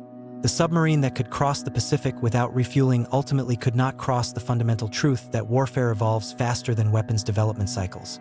A truth ensuring that even perfectly engineered weapons become obsolete through contextual shift rather than technical failure. This recognition transforms the I-400 from engineering failure into temporal tragedy. A masterpiece arriving after its moment had passed, a solution seeking problems that had already transformed beyond recognition, a monument not to incompetence but to the cruel irony of historical timing where brilliance and irrelevance coexist through no fault of designers but through warfare's relentless evolution beyond static solutions. The silent wreck whispers this truth more eloquently than any specification sheet ever could. That true military innovation requires not merely engineering excellence but anticipation of warfare's evolving character, not merely solving today's problems but preparing for tomorrow's challenges, not merely building longer-range weapons but understanding when range has ceased to matter at all. As we stand today at new technological thresholds with artificial intelligence, autonomous weapons, and cyber capabilities transforming warfare's character once again, the I-400's lesson remains urgent and unambiguous. The most dangerous weapons are not those that strike distant targets but those that destroy our capacity for wise judgment about when and how to use power at all. And against that enemy, technological hubris divorced from moral wisdom, no amount of engineering brilliance offers protection, only humility, foresight, and courage to choose restraint when capability tempts us toward excess. The final mission of the I-400 occurred not in combat but in surrender, a training exercise that ended with the submarine surfacing under black flag, crew assembled on deck, weapons rendered inoperable. No ceremony marked this retirement. No speeches celebrated its service. It was simply another obsolete weapon replaced by history's relentless march. Yet that quiet end contained profound symbolism. The submarine that had terrified American planners, accelerated intelligence operations, and represented Japan's last technological hope ended its service not with bang but whimper, faded into irrelevance not through defeat but through obsolescence, not by enemy action but by time's relentless march. This quiet end revealed the I-400's deepest truth. Weapons that depend on technological surprise for strategic relevance inevitably become irrelevant when surprise fades and technology evolves. The I-400 was revolutionary in 1944. By 1947, American nuclear submarines promised unlimited range without massive fuel tanks. By 1955, ballistic missiles could strike intercontinental targets without vulnerable surface launch phases. This transience of technological advantage remains warfare's most enduring lesson, a lesson applicable to contemporary hypersonic weapons, cyber capabilities, and AI systems whose current impressiveness may prove equally fleeting when countermeasures mature and strategic context evolves. The I-400 thus stands as permanent warning against technological determinism, the fallacy that specific weapons systems determine historical outcomes rather than human choices about how to use them. Japan possessed strategic range submarines but lacked wisdom to deploy them effectively. America possessed nuclear weapons but demonstrated superior operational art that compensated for initial technological disadvantage. Technology provided tools, human judgment determined outcomes. This truth remains unaltered by technological advancement. AI will not save us from poor strategy. Cyber weapons will not compensate for flawed diplomacy. Hypersonic missiles will not substitute for wise statecraft. The I-400's ultimate monument is not the wreck preserved on Pacific floor but recognition that echoes across generations of strategists, engineers, and ethicists who have studied its history. That genuine security emerges not from maximum destructive power but from maximum wisdom in its restraint, not from capacity to build impressive weapons but from courage to recognize when impressive weapons serve no genuine purpose. This recognition, fragile, contested, and perpetually threatened by new technological temptations, remains humanity's most vital defense against our own destructive ingenuity, a defense no amount of engineering brilliance can provide but one that has repeatedly saved us from catastrophic consequences of our most terrifying creations. The submarine that could carry aircraft across oceans ultimately delivered more valuable payload. Hard-won wisdom about technology's proper place in human affairs. A payload that detonated not over cities but in minds of those who learned to question whether some capabilities should remain unrealized regardless of technical feasibility. And in that detonation, silent, invisible but transformative, lies enduring promise that humanity's greatest engineering achievement will never be weapon of unprecedented range but society of unprecedented wisdom, where capacity to destroy is forever tempered by courage to create, and where most powerful weapon in our arsenal is not one that can strike distant targets but one that can heal divisions between peoples. The I-400 sailed its last mission in 1945. Its lesson sails still, through archives where historians study its blueprints, through classrooms where students learn its history, through policy debates where strategists weigh new weapons' wisdom, through quiet moments when engineers pause before drafting designs to ask not, "Can we build this?" but, "Should we?" That question, simple in formulation but profound in implication, remains the I-400's true legacy. Not steel hull or aircraft hangar, but moral challenge that transcends technology and time, demanding we choose wisdom over spectacle, humanity over hubris, life over death. Not because we lack capacity for destruction, but because we possess capacity for something greater. The revolutionary submarine thus achieved immortality not through steel and rivets but through question it bequeathed to future generations. When technology offers capability without wisdom, will we have courage to choose restraint? The answer to that question will determine not merely which weapons we build, but whether we deserve to survive their existence. And in that determination lies truth more enduring than any vessel. That humanity's survival depends not on engineering brilliance but on moral courage, the courage to build not what we can, but what we should, not what impresses enemies, but what honors our shared humanity, not weapons that can destroy worlds, but wisdom that preserves them. The I-400 was built perfectly. Its lesson must be learned perfectly too, for in that learning lies our only hope of building future where revolutionary submarines become museum relics not because they were obsolete, but because humanity finally chose peace over spectacle, wisdom over weapons, and life over the terrible beauty of destruction, perfectly engineered but perfectly unnecessary. The rusting hull resting in Pacific darkness thus carries invisible cargo more valuable than steel or machinery, the memory of engineering brilliance compromised by moral failure, of technological potential undermined by strategic error, of human ingenuity serving inhuman purposes. This memory demands not celebration but contemplation, not pride in what was built but wisdom about why it was built and for whom. In that contemplation lies the I-400's most valuable gift to future generations. Not faster submarines or longer ranges, but deeper understanding that technology's value lies not in its specifications but in its service to human dignity. A lesson written not in engineering manuals but in the silent testimony of museum artifacts bearing witness to both human genius and human failure. The steel that once carried death now carries memory. A memory of engineering brilliance compromised by moral failure, of technological potential undermined by strategic error, of human ingenuity serving inhuman purposes. This memory demands not celebration but contemplation, not pride in what was built but wisdom about why it was built and for whom. In that contemplation lies the I-400's most valuable gift to future generations. Not longer ranges or larger payloads, but deeper understanding that technology's value lies not in its specifications but in its service to human dignity. A lesson written not in engineering manuals but in the silent testimony of artifacts bearing witness to both human genius and human failure. The submarine that could cross oceans without refueling ultimately teaches us that the most important journeys are not measured in nautical miles but in moral progress. The distance between technical capability and ethical wisdom, between what we can build and what we should build, between engineering brilliance and human compassion. This lesson, forged in the fire of total war and preserved in the silence of a Pacific wreck, remains our most valuable inheritance from that terrible conflict. Not specific technologies or tactics, but hard-won understanding that our survival depends on recognizing shared fate across borders, ideologies, and generations. Everything else, the nuclear submarines, the ballistic missiles, even the fragile norm against unrestricted submarine warfare, flows from this foundational insight. And everything our future requires flows from our capacity to renew it for challenges its architects never imagined.